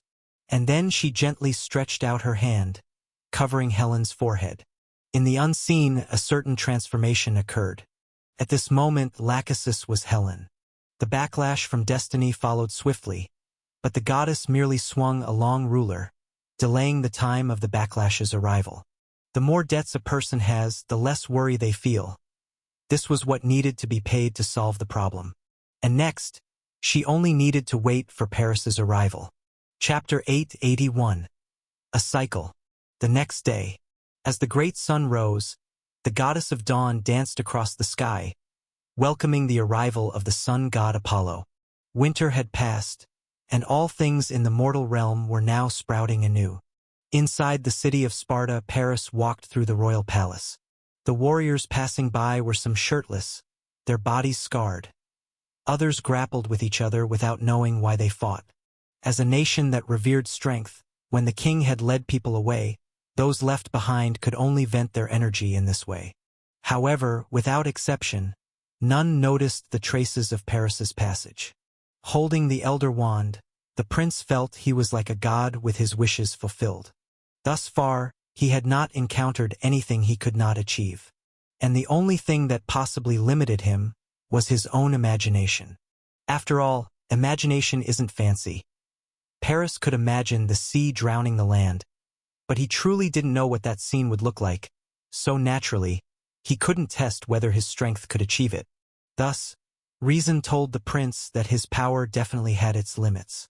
But at least in Paris's current view, he was an omnipotent being. And now, the prince believed that only one thing was left for his life to reach perfection. Helen, today you should agree to leave with me. He walked through the corridor, familiar with the path. Just thinking about the recent experiences, Paris felt a surge of excitement. Just over a dozen days ago, as adept as the prince's long sleeves, he had successfully entered the Spartan kingdom and met Helen, whom he had longed for. His beloved, his everything. She was still so beautiful, so mesmerizing. Suppressing the excitement in his heart, Paris had tried his utmost within just a few days. From an accidental encounter to a soul-stirring conversation. Through understanding Helen, every word the prince spoke resonated perfectly with her. No one could refuse a soulmate who perfectly shared their values, and if necessary, add to that soulmate perfect beauty. If the above isn't enough to move you, add immense strength, the wealth of hostile lands, noble lineage, and extraordinary status. Though Paris didn't have these before, he still won Helen's heart. And now that he possessed everything, the prince naturally won the beauty's favor once more. In just over 10 days, Paris took Helen through various novel experiences. They watched the sunrise together above the clouds and strolled together on a lake under the moon. The prince created a sea of flowers for Helen, then built a high tower out of snowflakes. Paris could feel, with each passing day, their relationship advanced one step further. After all, such tactics were unmatched in this era, and even the prince himself admired his own creativity. As of yesterday, Paris felt the time had finally ripened. He asked his beloved, wanting to leave the city with her and then flee far away. No need for elopement, no need for escape. He would march boldly into Sparta to show these barbarians his prowess. But it was in this final step that the prince encountered a problem. Because, although Helen was willing to go with him, she still had some concerns. Creak. Helen, my moon. I've come to see you again. Only when I see you does my life gain meaning. He pushed open the door and entered the palace chamber, swirling with the scent of flowers. Paris gently shook his wrist, producing a bunch of multicolored roses. And as if she heard the noise at the door, a captivating shadow walked out from inside. Seeing the handsome prince holding fresh flowers, a flicker of surprise crossed Helen's eyes, followed by a hint of mischief. Ah, Mr. Paris, you've come again, bringing me a bouquet of roses. But I've heard that roses are a symbol of love and beauty, the most cherished flowers of the goddess on Mount Olympus. So, my dear prince, please tell me truthfully and objectively, who is more beautiful, me or that noble goddess? Perhaps at that moment, Helen was still young, so much more vibrant than she would be later. With a mental sigh, a brighter smile graced Paris's face. It was a difficult question to answer, for everyone knew the truth. Whether to gods or humans, to believe that she possessed beauty comparable to the goddess of beauty was already a limit. After all, Aphrodite's beauty was indeed impeccable. One might criticize her morality or temperament, but not her sheer physical appearance. In this situation, the prince's praise was either not sincere enough or had to avoid plain appearance. But clearly, this couldn't truly stump Paris. Lady, beauty is a subjective concept, and I cannot guarantee my answer is entirely objective. But if you insist upon a conclusion, then this is my answer. The goddess of beauty certainly lives up to her title. In my eyes, her silhouette is unmatched in the world. And you, my everything, when you look at me, possess a beauty unparalleled in the world. It seemed like nothing was said, yet everything was conveyed. Seeing the girl who seemed a bit embarrassed by his words, Paris suppressed some of his thoughts. As of today, Helen was destined to be his. Chapter 882. A cycle _2. At last, what the prince most wanted was to leave openly with the other person. Thinking this, Paris took a step forward and spoke gently. Helen, hear me out. There's nothing in this world that could outweigh your place in my heart, and such a person as you shouldn't stay in this barbaric kingdom. Come with me. No one can tear us apart, just like I said yesterday. This kingdom can't stop me. My power is far greater than you can imagine. Paris, it's not that I don't want to leave with you, but this place is ultimately a royal city. I do believe you wouldn't lie to me, but it's still too dangerous if you... I won't be harmed. Moved by her concern for his safety, Paris knew it was completely unnecessary. Taking a deep breath, the prince drew his wand, a surge of immense confidence welling up in his chest. Helen, I'm not just comforting you, nor am I being reckless. In fact, I have already conquered the death that was destined. Even destiny can't kill me. It has already been trampled under my feet. Helen, please believe me. Forcing a smile, watching the slender stick. Even though she tried to show trust, Paris could still see Helen's worries. Although during the past few days, the prince had demonstrated the Elder Wand's miraculous power more than once, it was clear Helen attributed it to Paris's own strength. In today's mortal realm, tales of mighty heroes are not rare. But to say that just a stick could defeat a kingdom was something people could hardly accept. Feeling somewhat irritated, but seeing Helen try to persuade him, Paris couldn't feel any anger. Her arguments were entirely in his interests, and if he hadn't experienced it himself, would he really believe in conquering destiny and an all-powerful wand?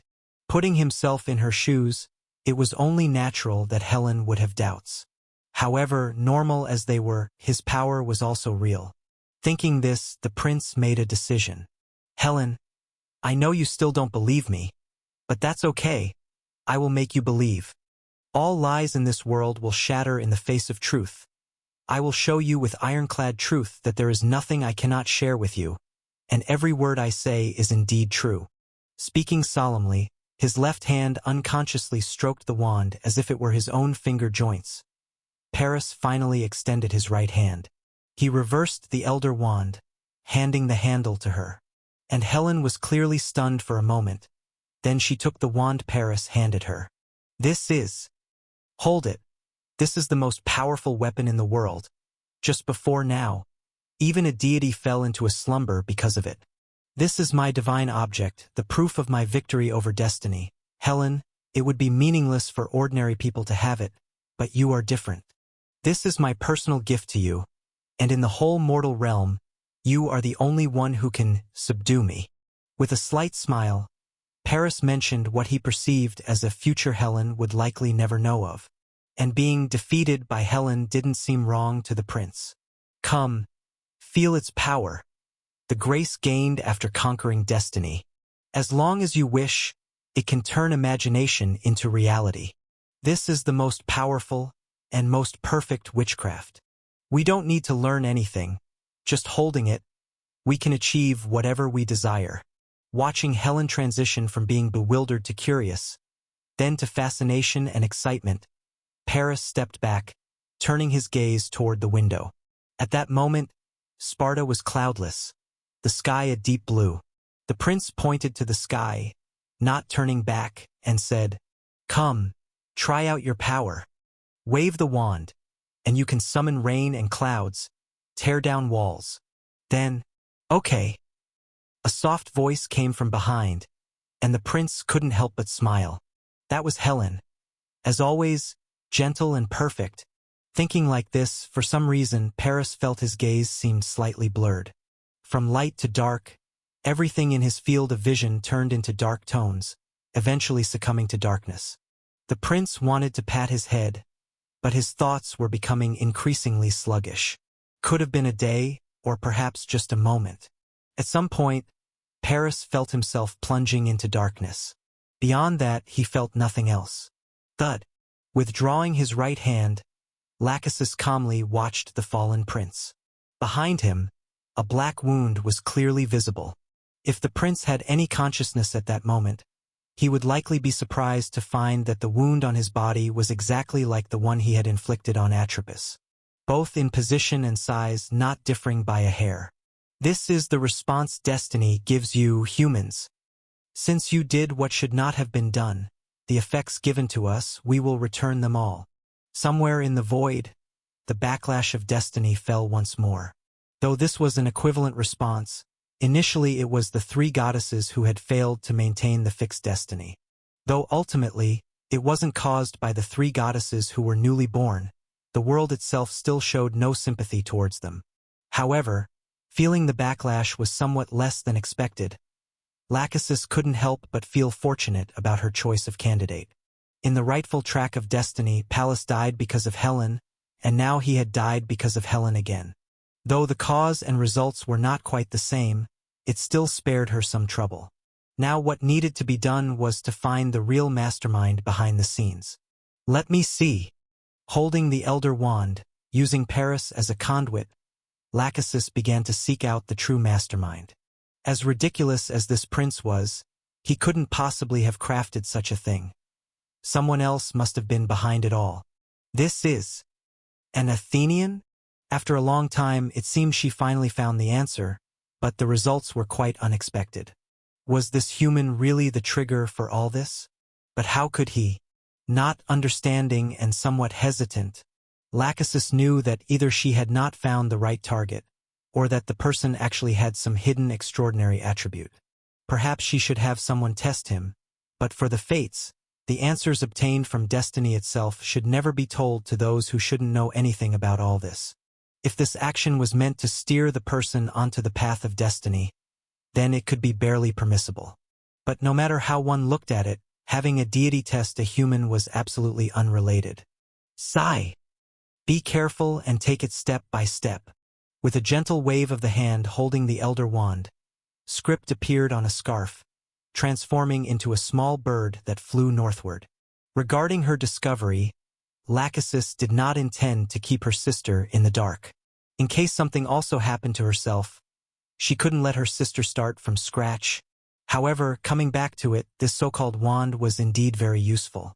The power of destiny mixed with many other elements, eventually the power of destiny, which originally couldn't directly intervene in the world, greatly enhanced the other powers in a clever way.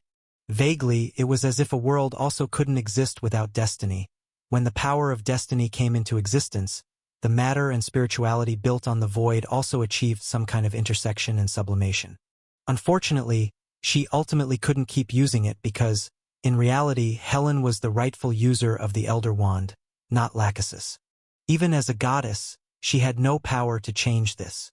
Gently shaking her head, it was just a moment before Lachesis was no longer regretful. If she could solve the culprit behind Atropos' disappearance, then similar things to this wand might be obtained a second time. But if she couldn't resolve it, then there would be no future. In the end, as long as she was cautious, it was hard for her to defeat her opponent using someone else's weapon. So in such a situation, whether she could use this wand or not didn't matter anymore. Chapter 883 Strategy. Ugh! What time is it? In the ornately decorated room, on the soft, large bed. Awakening from a blur, Helen's gaze was somewhat vacant. Outside the window was the dusk of sunset. A day was about to end. But Helen remembered clearly that it was at such an evening that she had fallen asleep. Could it be that she had inadvertently slept the entire day? Gently shaking her head, the girl tried to sit up from the bed, but instead felt a total lack of strength. It was as though it wasn't just a simple sleep, but as if a long time had passed. After a fruitless effort, Helen lay back down on the bed, beginning to recall what exactly had happened before she slept. Nothing special, the only difference being, it seemed as if she had had a long dream. With a vacant mind, Helen vaguely remembered something. She seemed to have transformed into a woman much older than herself, standing on the peak of a high mountain. Two other indistinct figures. As for Helen herself, she was holding a long ruler, measuring the length of the cloth for cutting. With each section of fabric measured, it felt as though she was witnessing a segment of life. And at the end of this long dream, Helen felt as if she had seen a very familiar figure. That figure's life had undergone several turns, through valleys and peaks. In the moment before awakening, she stood atop a great tower, revealing a poignant smile to the countless figures below. And at that point, Helen opened her eyes. What a strange dream! Murmuring to herself, she looked disorientedly at the chandelier overhead. Helen was still very young at the time, barely considered of age. After lying in bed for a while, the girl tried to sit up again. But this time, unintentionally, Helen's hand touched something hard. What is this? Bringing the touched object before her eyes, Helen unexpectedly discovered that it was a wooden stick with distinct joints, like those of a finger. She had never seen it before, and such a stick should not have been on her bed. However, for some reason, holding this mysterious object, Helen felt a sense of fondness and familiarity, as if it was meant to be hers, and she was its only rightful owner. After a moment of silence, at some point, Helen had an epiphany. She waved her hand gently, pointing at herself. The next moment, any feelings of weakness were expelled. In its place, a sense of energy and spirit. This, eyes widening, Helen was somewhat at a loss but felt an unexpected surge of delight. Such a miraculous scene she had never witnessed before. Regardless of where you came from, this is my room. Since you've come to my place, from now on, you're my belonging. Gripping the wand tightly, Helen whispered to herself, and a smile returned to her face. In this era, anyone could encounter various marvels. The great heroes in legendary stories were even more likely to pick up a sword that was a weapon forged by the god of craftsmanship, to drink a cup of wine that was the favor from the goddess of youth. It wasn't out of the ordinary for something like this to appear next to her after a night's sleep. The only thing that she probably needed to worry about was whether she would suddenly have a child in a little while. After all, there were precedents. After a shower of golden rain, the queen locked in the tower bore the offspring of the divine king. Although this might not necessarily be a bad thing, for the young Helen, it wasn't the future she wanted. Flutter. Outside the palace's skylight, white doves quietly perched atop the treetops. Through the window panes, Lachesis quietly watched Helen awaken, and then her first use of the wand. Replacing someone else's destiny came with the need for equivalent recompense. So Lachesis simply left the Elder Wand there, which she couldn't use anyway. As for the potential disturbances to destiny this might cause, it was unavoidable. After all, even Paris had died. As another central figure in the mortal world, it was unlikely that Helen would provoke a new Trojan War. Let this thread of destiny end here. It has gone so wrong that it's hard to amend. All I can do is try to avoid further mistakes. After watching a while longer, Lachesis flapped her wings. Soon, the dove took flight from the tree and headed towards the east. North of the city of Athens, a massive seaport near the coastline. A dense forest of warships lined the shore closely, with the majority already having sailed out from the harbor. A somber atmosphere permeated the coast. Clearly, the exploratory actions of all countries venturing into Athenian trade routes had already spread. On the calm sea surface, the wooden hulls shimmered with the light of runes.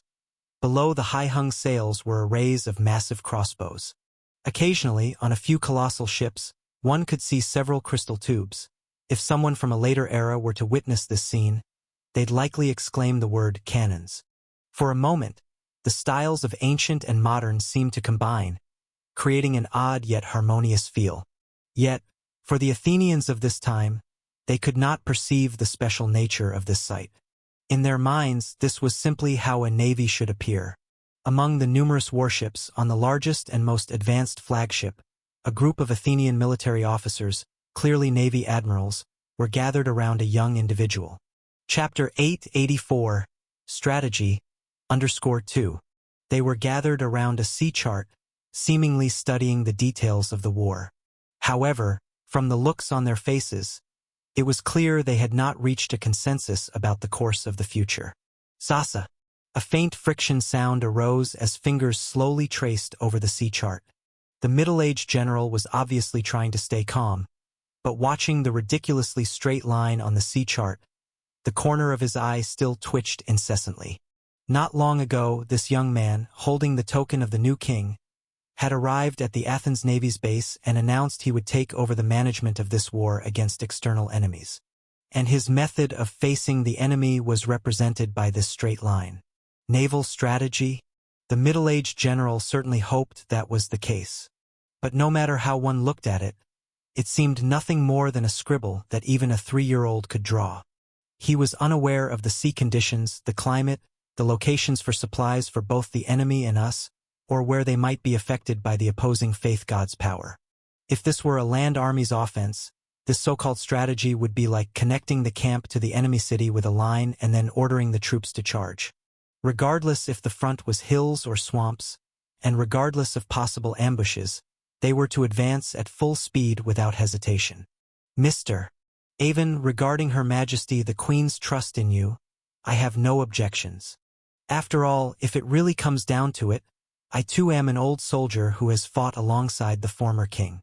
The former king was wise and resolute, and I believe his successor could not be too far off, especially since, over the years, I've seen many capable people like you. Speaking slowly, the middle-aged general was cautious with his words. Although he was quite dissatisfied with the situation, he still did not wish to have a conflict with the visitor. At first, I often used my first impression of them to assess their capabilities. But then I gradually realized, although some were able to demonstrate their skills at the first meeting, others' performances were not so apparent. However, once I interacted more with them later on, I discovered that it was just my unfamiliarity with what they were truly good at.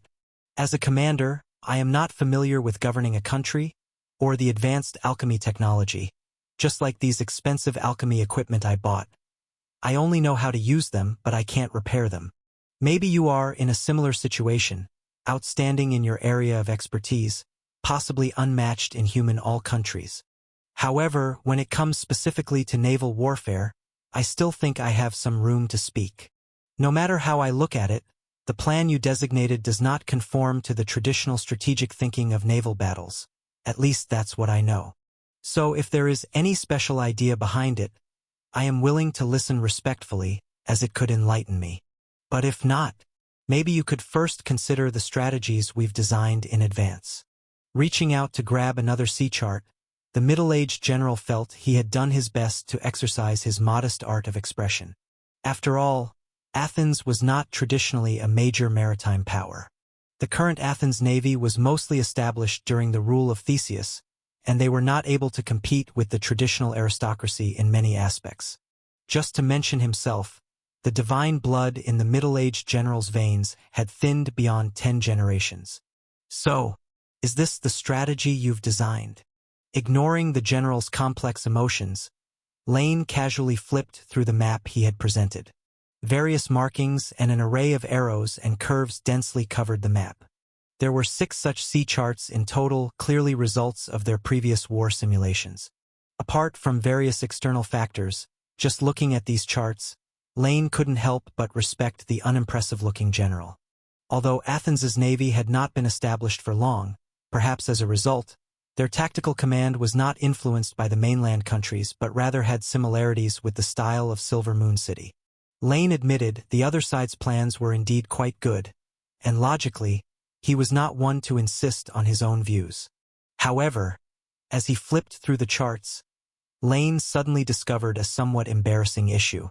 That is, as an incarnation of separated human nature, he couldn't always receive the millennia of prayers to the Lord of the Spirit Realm from Silver Moon City, nor could he access the knowledge and memories from the well of reincarnation about life and death. Thus, at this moment, facing the various marks on the map, Lane actually didn't recognize any of them. Well, speaking of which, it's not surprising. After all, Lane was commanding this so-called naval battle not because he was particularly skilled in this task, but because there was a mole assisting in this battle. Not long ago, Nereus, in order to draw Poseidon out of his sleeping quarters, had received a confirmed response from the Lord of Hell and proposed a bold idea. He stated that the Athens country's raids were influenced by him, and most of them were devotees of the Sea Emperor. To attain his desire, the best method was to have them all buried at the bottom of the sea. A major defeat, a disastrous defeat, or even a challenge to the Sea Emperor would definitely arouse Poseidon's fury. Furthermore, given Athens' current hostile relations with the mainland countries, no one would think there was anything improper about it. Even if Zeus found out, he would simply think it was some sort of contingency left by Athena and would not suspect it traced back to the lineage of the ancient sea god. Thus, in this situation, it was entirely a scenario of, we are prepared to die in battle. Why does our Lord surrender first? No matter how they fought, victory was assured, and Lane did not need to exert much effort. However, upon observing the middle-aged general who was faithfully performing his duties, Lane thought long and hard but ultimately did not admit his complete lack of understanding of the sea charts. Since victory was certain anyway and the outcome would be the same, he decided to take the simplest approach. With a slap, he casually arranged several sea charts to one side and pulled out the first one he had drawn. Under the watchful gaze of the middle-aged general, Lane slowly asked, "So, General, do you have complete confidence in executing your plan? No one can guarantee victory, especially since the former king is no longer with us. Strictly speaking, our military strength is actually at a disadvantage," the general stated in a grave tone. And how much time will you need to carry out your plan? Naval battles rely on finding opportunities. No one can guarantee when or where we will engage in battle. In fact, the plan I've made must adapt to the circumstances and cannot be rigidly followed. I've already marked it above. Can you keep the enemy out of our nation's gates and ensure our maritime trade routes remain unaffected? I cannot. The general answered confidently and continued to explain, "The ocean is too vast. We cannot firmly secure every location. Moreover, with them strong and us weak, we are bound to be unable to defend every vulnerability. But I can. So, let's do it my way. Drawing a circle on the original sea chart, Lane set the pen down. There was no need for any fancy tactics. A direct approach meant they would almost inevitably encounter the enemy navy, utterly unprepared, at the location Lane had designated. With the onset of the war, everything would be in their favor. Whether it be the wind direction, the sea conditions, or even the schools of fish in the ocean, they would all support the Athenian army, aiding them towards the ultimate victory. The war of mortals was just a factor. Poseidon was the big fish they aimed to hook. However, upon hearing this, the middle-aged general could hardly contain himself any longer. Under no circumstances could he tolerate such a thing happening before his eyes. Mr. Avon, forgive my frankness. This isn't a plan, it's suicide. No matter what, I absolutely cannot. Enough. If you have objections, you can raise them later. But for now, I am the commander. Lane sighed inwardly, deciding to reward the faithfully performing general afterwards. But at that moment, he unceremoniously produced a token from Andrea. He couldn't possibly explain what he intended to do, and as the royal token was observed, the middle-aged general's expression grew even more troubled. His hand slightly lifted, but ultimately he did nothing. Avon, you will regret this. If we are defeated, you will be Athens' criminal. With these final words, the middle-aged general leaned back in his chair and spoke no more. Seeing this, Lane simply waved his hand and then issued a calm command. It seems there are no more objections. Prepare to set sail. Just follow the course I've marked. Head east, close by, not deviating even a degree. Chapter 885 Instructions. Riding the sea breeze on a clear morning, ships anchored around the military harbor set sail away from the coast. Thousands of warships filled the seas, each vessel carrying hundreds of soldiers. Replenishing supplies, patrolling, guarding, the fleet mobilized en masse, leaving no reserve of strength behind. Following a simple and straight line, the Athens Navy journeyed directly forward. According to the current progression, what would normally take over a month to reach the projected location took only half a month to approach the target position. After all, there was no need for prior reconnaissance, no need to guard against enemy sneak attacks, nor a need to navigate through more suitable channels. Hence, the shortest distance between 2 points is a straight line, and naturally the extra time spent was saved. However, despite the rapid speed of the advance, there was no sense of joy among the entire fleet. On the contrary, from top to bottom, the whole army was shrouded in a somewhat pessimistic mood, because during the half-month of sailing, any soldier with a bit of common sense realized that something was amiss. After all, such straight-line navigation on unfamiliar routes was something they had never encountered before. In no time, various rumors spread among the lower and middle ranks of the fleet. No one liked a leader who parachuted in unexpectedly, and even less so one who ignored the facts when giving orders. These sentiments were further magnified in the military, where one's own life was at stake, and nobody wanted their life to be a plaything for trial and error. Yet no matter how public opinion spread, Lane, the focus of discussion, remained without any response. Thud, thud, thud. The rhythmic knocking on the flagship's command room door sounded. Without raising his head, Lane spoke indifferently. "The door isn't locked. Please come in." Creak. The door swung open in response, and a middle-aged general in full military attire stepped in. Looking at Lane, who was writing and drawing at his desk, Kameng's expression was somewhat complex. "Lord Avon, I've come to you today to clarify something. Regarding the rumors currently within the fleet, they were not spread by me. Although I may have reservations about your choices, as long as you are the commander entrusted by His Majesty, I would never use such despicable methods to attack you." His voice was strong and sincere, but had it been anyone else, it would likely still be hard to believe him. After all, suspicion always exists, especially for a commander who has taken over the army temporarily. However, Lane was certain that what the other party said was true. "I understand, General Kameng. I trust your character. Is there anything else you wanted to discuss?" A brief silence fell, with the middle-aged general not expecting such a straightforward reply from Lane. He didn't know if Lane truly believed him, but for now he had no choice but to take it as such. Furthermore, I would like to apologize for some of the doubts I raised earlier. Facts have proven that although this is an unverified route, one that often stirs up storms and huge waves in the records, we have indeed safely traversed it. Excluding unexpected factors, at least you have demonstrated a mastery of meteorology far beyond my expectation. We have successfully approached the strategic position you have set, and I admit I was wrong there, but for other aspects we still need to face them. Such as the fact that we have no idea where the enemy's main force actually is, and once we arrive in their territorial waters first, our presence will be exposed to their eyes. According to Kameng's previous contingency plans, the best way for Athens to cope was to face incoming enemies in their own familiar waters. By leveraging the advantage of the terrain and the difference in information, it might be possible to fend off the incursions of naval powers. But now, with a single order from Lane, the entire fleet moved directly deep into enemy territory through a route unsuitable for naval vessels, and the situation completely reversed. Attacking the enemy's strength with one's weakness was the biggest factor in Kameng's previous opposition.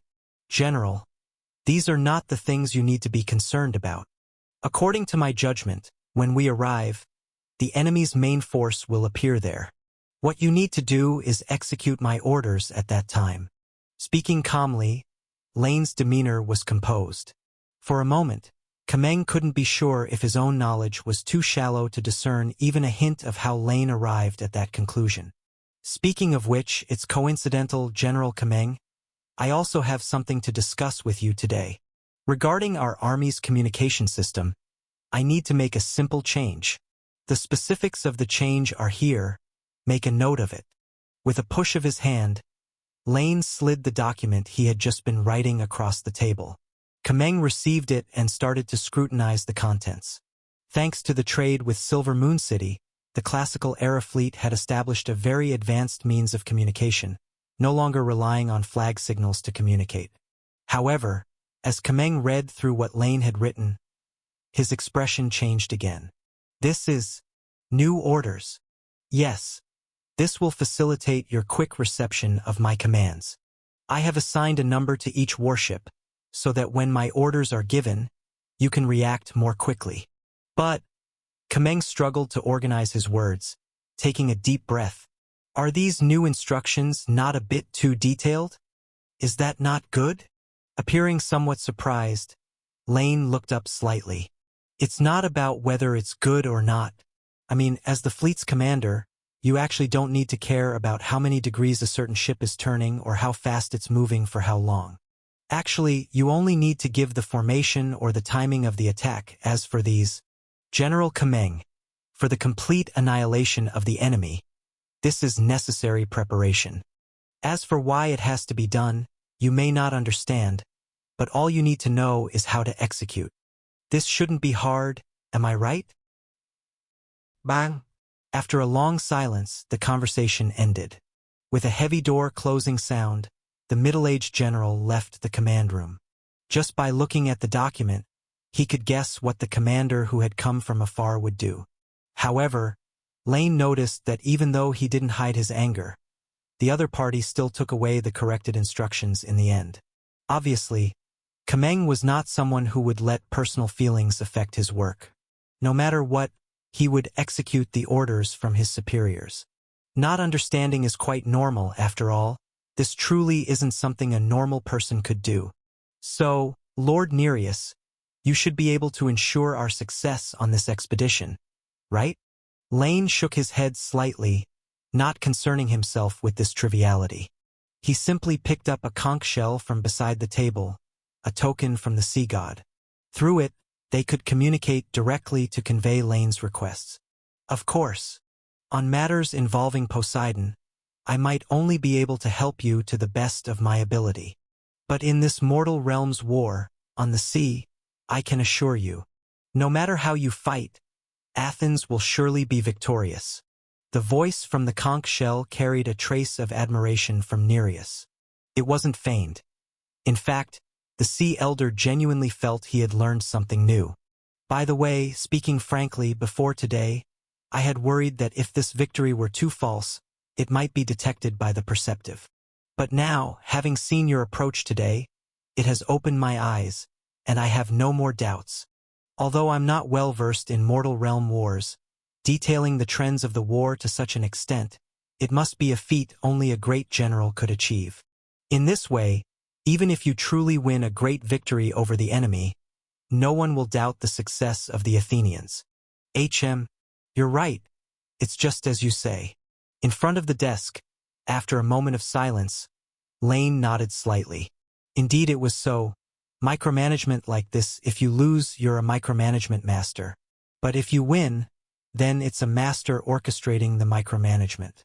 And no matter who it is, in the future, anyone reviewing this battle, faced with the victorious outcome, they would only exhaust their wisdom trying to understand Lane's strategy.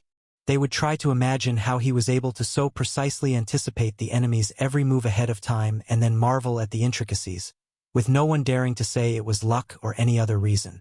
With the result comes the hero. This has always been the way of the world. Good. Since Lord Sea God assures, then I await the good news.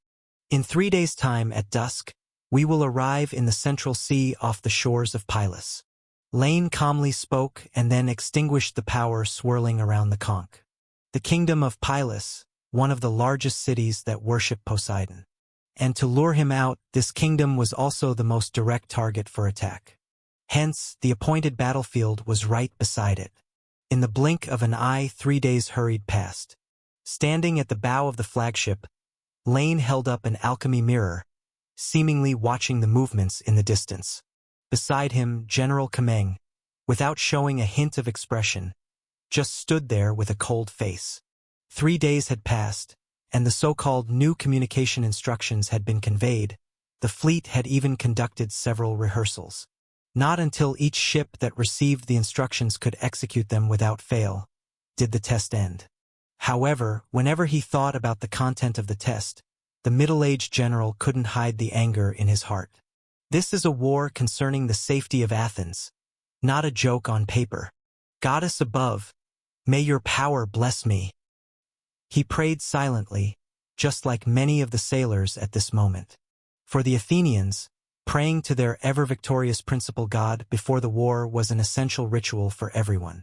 Chapter 886. Now, I make the following arrangements. Splash. To the northwest of the kingdom of Pylos, an important sea lane passed through the region. Descendants of the sea god founded their kingdom here, controlling this vital trade route. And today Antilochos, son of King Nestor, was standing at the bow of his flagship. Not long ago, news from the mainland had reached the seas. Many human kingdoms scattered across the ocean were surprised to find that the Athenians, who had defeated them decades ago, were now besieged by enemy nations. The oracles from the home of the gods had ignited warfare on the mainland, and perhaps the Athenians no longer had the capacity to concern themselves with maritime affairs.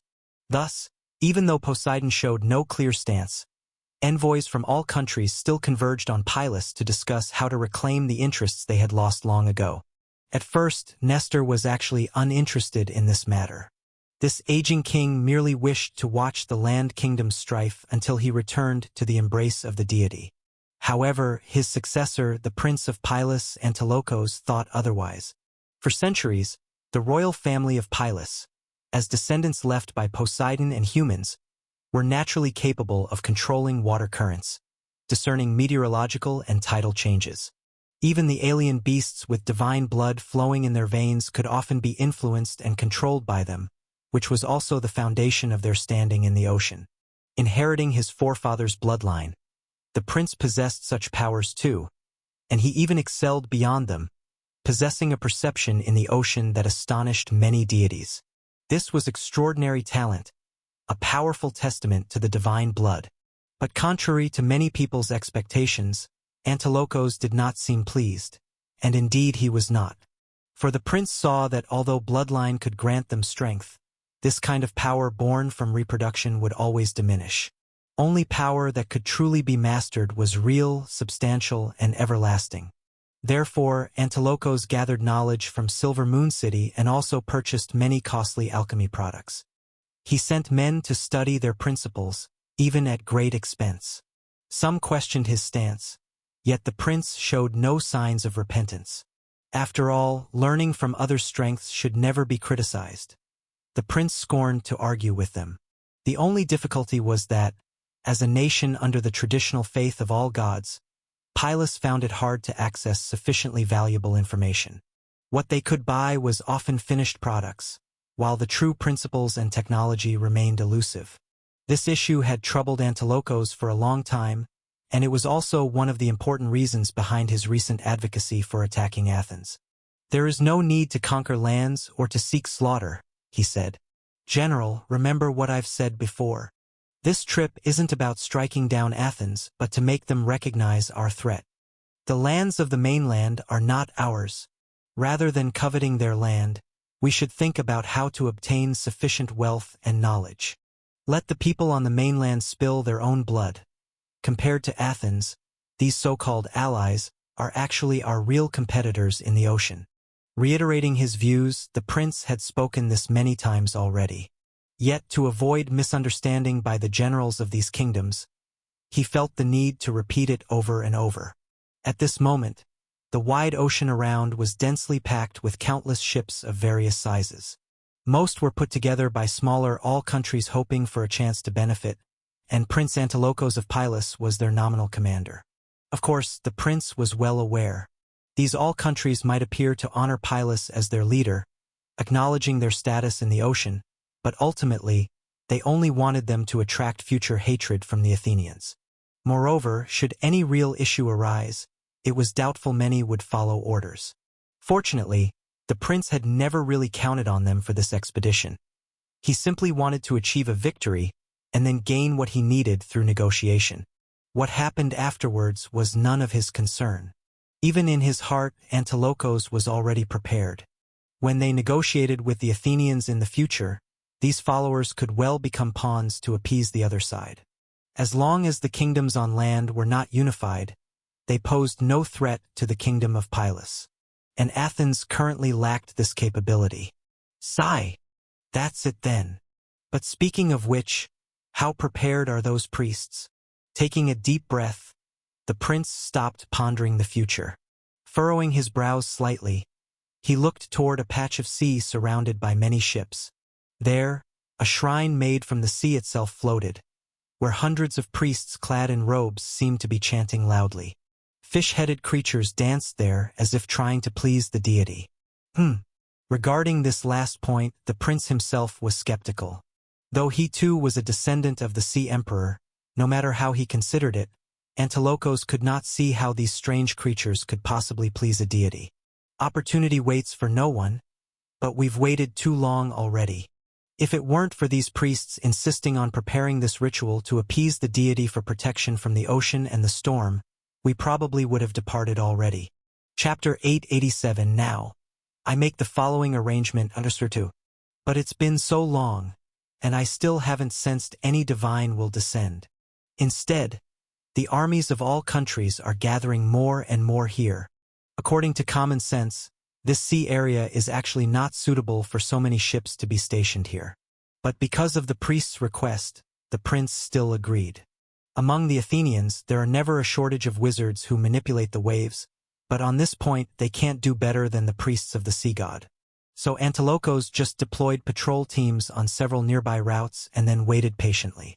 But he didn't expect that this waiting would be so many days. "General, any movements from the Athenians?" the prince asked. Though in a position of advantage, Antilochos did not underestimate the enemy. Especially since they had gathered here recently, he couldn't relax his surveillance of them. "No news. Our people observed their movements at sea, but in the vast ocean, it is difficult to track their trajectory." With a slight nod, the prince acknowledged this. The problem was not severe. With the aid of the priests of the sea god, Pylos was hard to defeat on the sea, let alone be ambushed. Even at a critical moment, they could try to summon an avatar of a deity. Unless these Athenians happened to appear in front of them now, taking advantage of the priests being busy with worship. But how could that be possible? According to their departure time from the harbor, even on the nearest route, it would still take a few days to possibly appear here. And that was, of course, predicated on the bold assumption that they would dare to advance and violate the maritime territory of the Kingdom of Pylos. So, Your Highness, what is that? Interrupted by his aide's alert, the prince's brows furrowed slightly and then relaxed. What is it? Something happened? Following the direction pointed by his aide, Antilochos gazed into the distance. It was towards the northwest, an area where legends told of the Lord of Ocean Currents battling enemies in ancient times. The lingering divine power of the ancient sea god created incessant violent waves there, a place even the descendants of the sea god from Pylos were reluctant to approach. That area was typically devoid of human presence. Yet at this moment, the prince saw a dark tide there. That is. His expression slightly frozen, Antilochos did not immediately realize what it was. In his long-held impression, that area was uninhabited. However, it was only for a moment before the prince sharply came to his senses. Driven by the blood of deity flowing in his veins, he leaped onto the flagship's mast. An attack! The enemy is in the northwest. Form up. Protect the priests. Without time to ponder why the enemy would come here and how they crossed the ancient battlefield of the gods. After loudly alerting the surrounding fleet, the prince wasn't overly panicked. This so-called formation wasn't any special tactic, merely a common dense formation used at sea today. Future generations would call it the Greek formation, but there really wasn't anything particularly formidable about it. Although the formation wasn't that special and Pylos warships might not necessarily outmatch those of the Athenians crafted with alchemy technology, Antilochos' mindset remained unshakably calm. As a descendant of the Sea Emperor, he was not inclined to rely solely on the power of his bloodline, but that didn't mean he wouldn't leverage his advantages. The priests are not free. I wonder if it was astrology that predicted this point, or if the Athenians used some other means to foresee our situation. But if you really think you can defeat us at sea without godhood practitioners, then you are gravely mistaken. Unlike on land, perhaps because the divine king's control over the sea isn't as strong, the maritime nations don't have much faith in Olympus, which means Zeus's sovereignty doesn't have much influence here. The result is extraordinary powers have a greater impact here. As the power of his bloodline surged more intensely, the prince stood at the bow of the ship, a certain invisible force radiating from him as the center. Amidst the fleet, which was somewhat disordered by the sudden discovery of the enemy, a series of responsive bloodline auras also emerged. Thanks to the source of their bloodline, there were actually many beings possessing the Sea Emperor's divine blood in the vast ocean, and many were not human. Though their bloodlines were mostly diluted, through centuries of research, the Pylos royal family had devised ways to utilize this power. Unlike the nobles on land who organized the connections among similar bloodlines into a system under the night and led by a hero to launch attacks, they more often borrowed the divine authority of the Sea Emperor to control the climate, storms, earthquakes, tsunamis, creating favorable astral events at sea to gain an advantage in war. And now Antilochos was employing one of their most skilled techniques.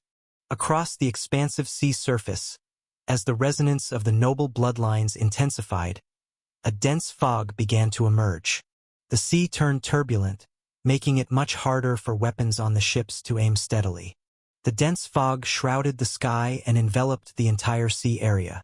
And leaping from the rail, the prince's face, which had turned pale at some point, revealed a hint of a smile.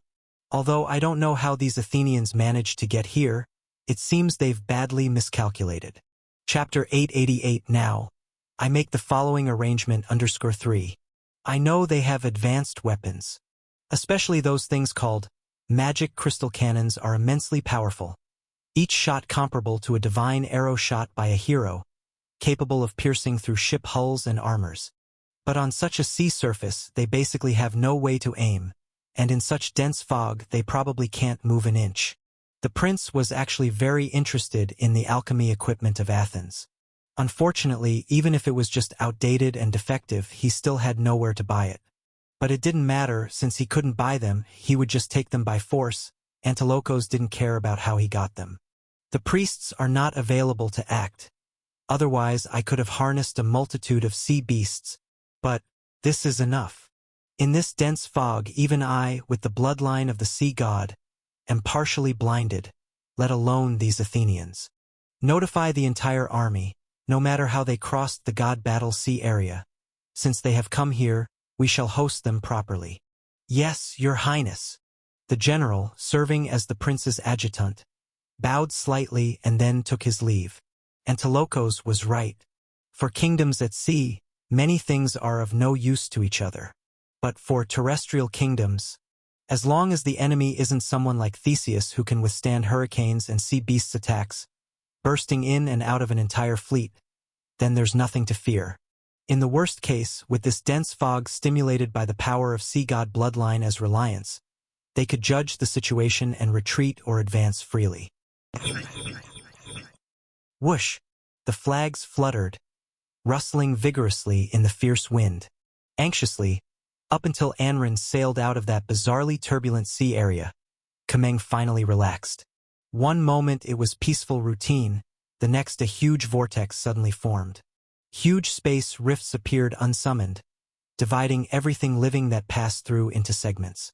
Protesting futilely multiple times, General Kameng had ventured into this area said to once be the battlefield of the ancient Titan gods, risking certain death. But what shocked him was that from beginning to end, the so-called dangers never befell any soldier. Even if the spatial fissures opened right in front of their faces, they ultimately just grazed past their cheeks, not hurting even a bit. At first, Kameng thought it was luck. But later on, the middle-aged general couldn't help but speculate. Did this commander sent by the new king carry some kind of precious treasure bestowed by a goddess or kept within the royal family? However, no matter how, they had reached their destination safely. But before General Kameng could even take a breath, he saw the gathered alliance fleet in the distance, along with the spreading fog and waves approaching. They are actually here. Incredulously, Kameng hadn't expected to see them here, but just from a quick glance, he recognized the flags of several kingdoms. It was incomprehensible, yet it was the fact. However, seeing the enveloping fog, Kameng's expression turned grave again. Lord Avon, although I hate to admit it, your judgment was indeed accurate. But in fact, I rather wish we had not encountered them here. The inhabitants of the Ocean Kingdom were not unprepared for the special bloodline secret techniques of the Athenians. Centered around the tower in the city of Athens, the famous grand sorceress Hermes had already made arrangements. So, if it were in the seas near Athens, they were not without the ability to resist. With the aid of some special alchemy products, they could actually find ways to reduce the impact of the fog and use the power of the tower to locate enemies. But now, never mind. He casually waved his hand, his left hand clutching a conch. Looking at the oncoming fog, Lane was not worried. How could someone who has activated the full map hack be worried about the war fog? Don't panic, General Kameng. Everything is under control. But it's also time to satisfy the strong request of the son of the ancient sea god. Lane could only regretfully attribute it all to his own command skills. It was a necessary act since he couldn't admit to the hack, so every move of the enemy must have already been within his predictions. Kameng, hear my command. His expression calm, as if he were facing nothing more than chickens and dogs. Lane raised his hand, signaling the general to listen silently. Now, I hereby make the following arrangements. Chapter 889 Art. Dense fog rolled in, so thick that you couldn't see your hand in front of your face. Even a low-level officer who had just entered the realm of extraordinary professions could only make out the conditions on their own ship in such weather. Waves larger than the last surrounded the battleship, and though you looked in all directions, the rest of the friendly forces remained invisible.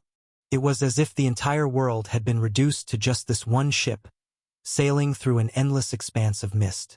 Hands placed on the magic crystal cannon's calibration device. Even someone as battle-hardened as Dulietis couldn't shake an indescribable sense of fear. More than 20 years ago, he had been a mere foot soldier.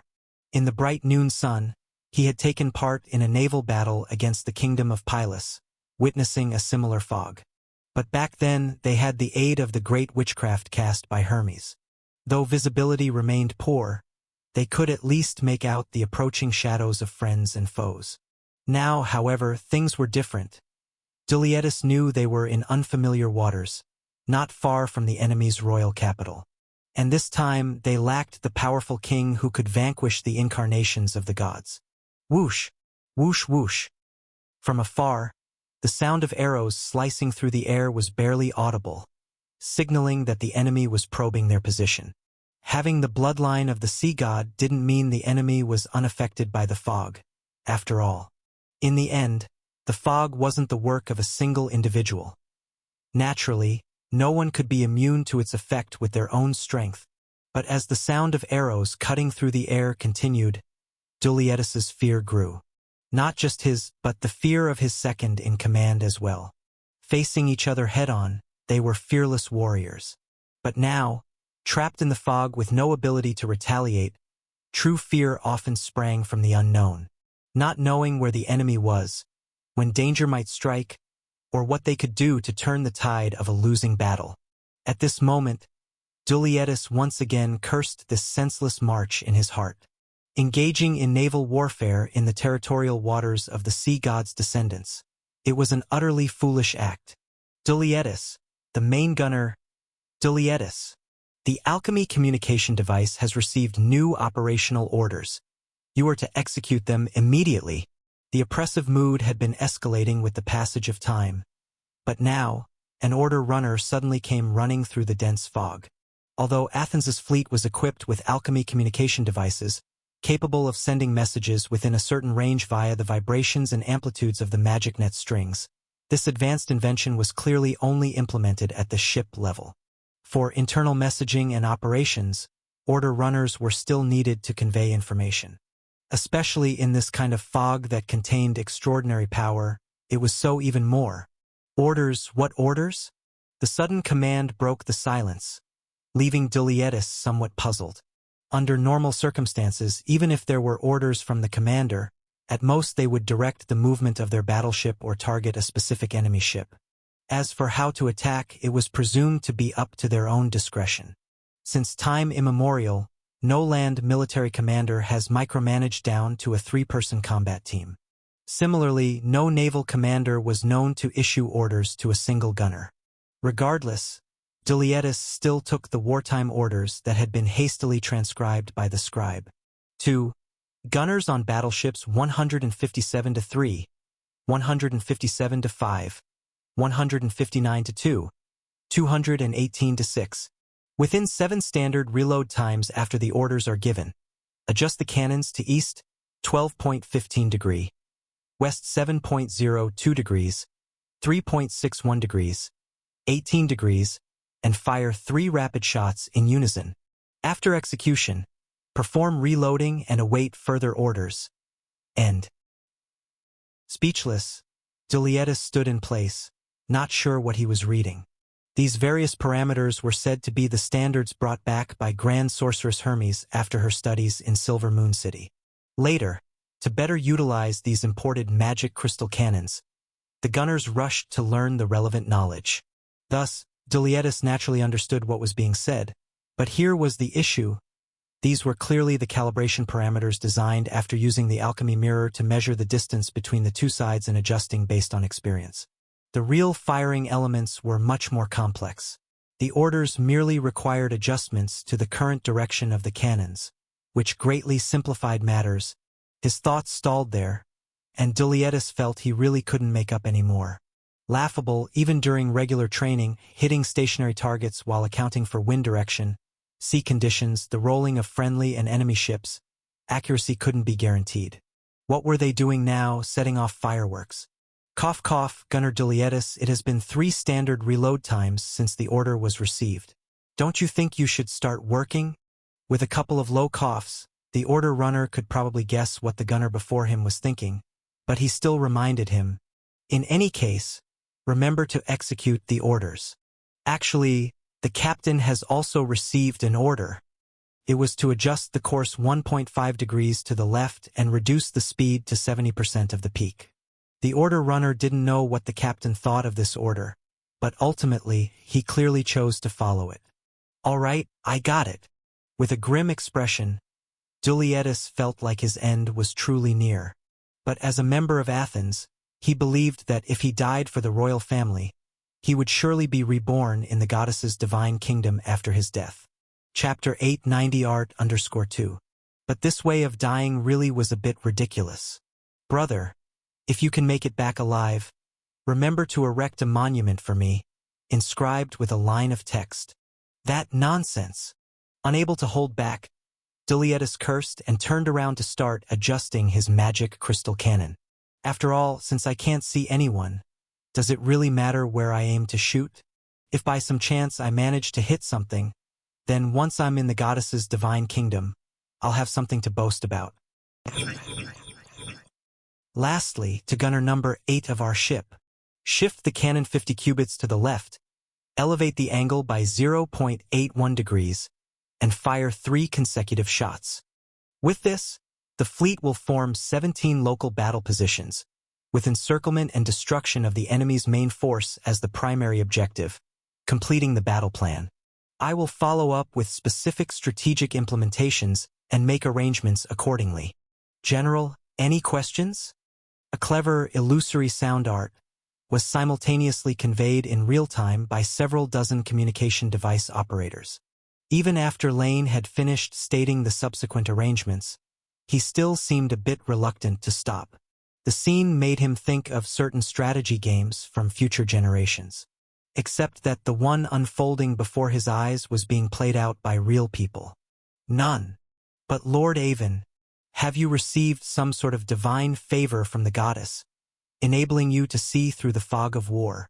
As soon as he asked, Kameng regretted it, for he knew his question was somewhat foolish. Even if this newly arrived commander really possessed such a treasure, it couldn't explain the arrangements he had made. After all, no one could accurately predict where each enemy ship would be at any given second, nor foresee the positions of their own vessels. The ocean is not like land. Here, even a small wave might cause an attack that should have hit to miss its target entirely, ending in failure. But to say the man in front was just using the entire Navy's life and death for a jest seemed even less plausible. It's not important, General. Very soon you'll see the outcome. Oh, by the way, the task of our ship's gunner is quite crucial, because the target is a future king. Whether or not he's killed, as long as the shot reaches him, it's considered a great feat. Calculating the time, Lane raised his hand in a gesture of looking into the distance. However, a thick fog lay before them, and Kameng also glanced in the same direction, but he saw nothing. Silently timing the moment, it seemed about time for the attack to begin. Gradually, light began to streak through the surrounding sea of fog, various colors shining forth. Kameng knew what it was, the sight of a magic crystal cannon charging.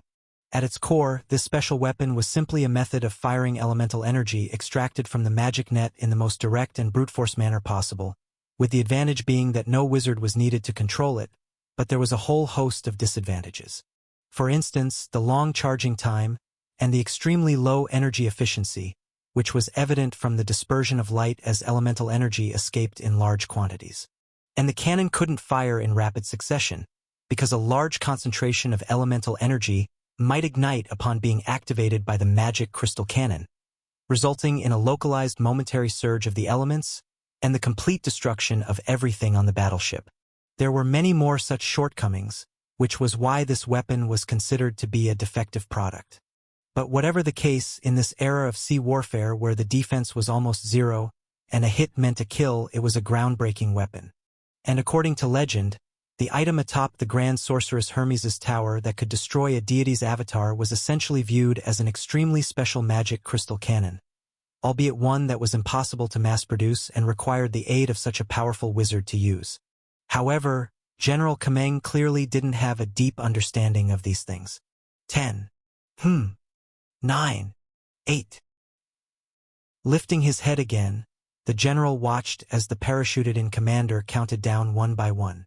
Meanwhile, the brightness of the lights and the sound of arrows piercing the air also grew more evident. Clearly, the elemental light leaking from the magic crystal cannons as they charged had also drawn the enemy's attention, bringing threats upon themselves. 3, 2, 1. As he counted down to the last number, Lane paused for a moment, then made an onomatopoeic sound. Boom! In an instant, hundreds of streaks of light illuminated the entire fog-covered sea, each one containing a surge of energy nearly equivalent to a 9 rings magic spell. To true powerhouses, the impact of such a dispersed elemental surge might be less threatening than a casual swing of a legendary knight's sword, but to large mortal constructs, it was an attack akin to destruction. No sound came at first, because the wooden hulls of the ships would be pierced instantly upon contact with the elemental deluge. It wasn't until a little later that General Kameng could hear the sounds of seawater pouring into cabins amid the noisy clamor and shouts.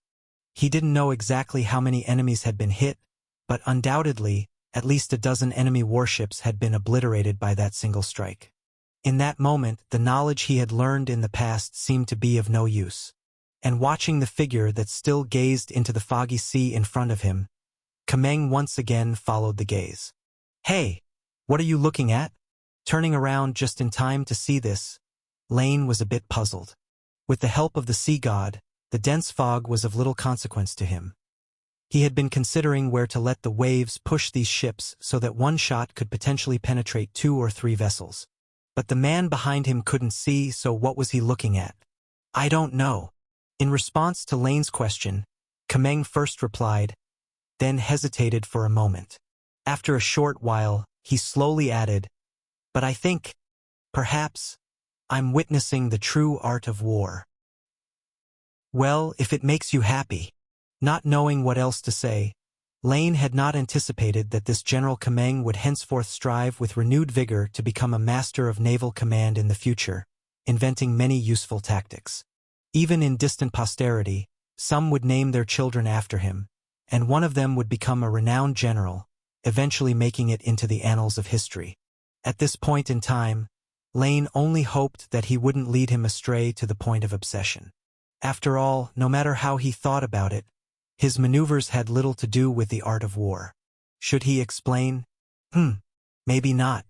It had already been agreed not to expose Nereus, so it wouldn't be right for him to go back on his word. Although reluctant, he had to accept this unwarranted responsibility for now. Letting out a slight sigh, and looking at the fog that glimmered with light once more, Lane, as a separate embodiment of humanity, felt he was indeed burdened with many things that others misunderstood. Even though others might yearn for these things, there was always a difference between seeking them out and being subjected to them. Shaking his head lightly, Lane continued to observe the current situation on the battlefield. What he had arranged earlier was just the plan for the first half of the water clock's duration. It wasn't that he couldn't plan longer, but any more would seem too contrived. Even as the sea god, it was better to subtly influence the position of the ships rather than to do so blatantly. Thus, adjusting new attack plans periodically based on the current situation rather than completing everything at once seemed more reasonable. General Kameng, be ready to continue recording. After a while, just as the final gun positions on his flagship began to emit the glow of charged energy, Lane spoke up again. The target of the flagship's attack appeared to be the enemy's commander, that prince called Pylos or something. It would be best if he could be killed, but it didn't matter if he couldn't. To Lane, it was a trivial matter. However, for some reason, after glancing casually at the enemy ships in the mist, Lane had a premonition. That Prince Pylos was probably not going to die here, and in the distant future, he might even encounter some unexpected things. Who knows?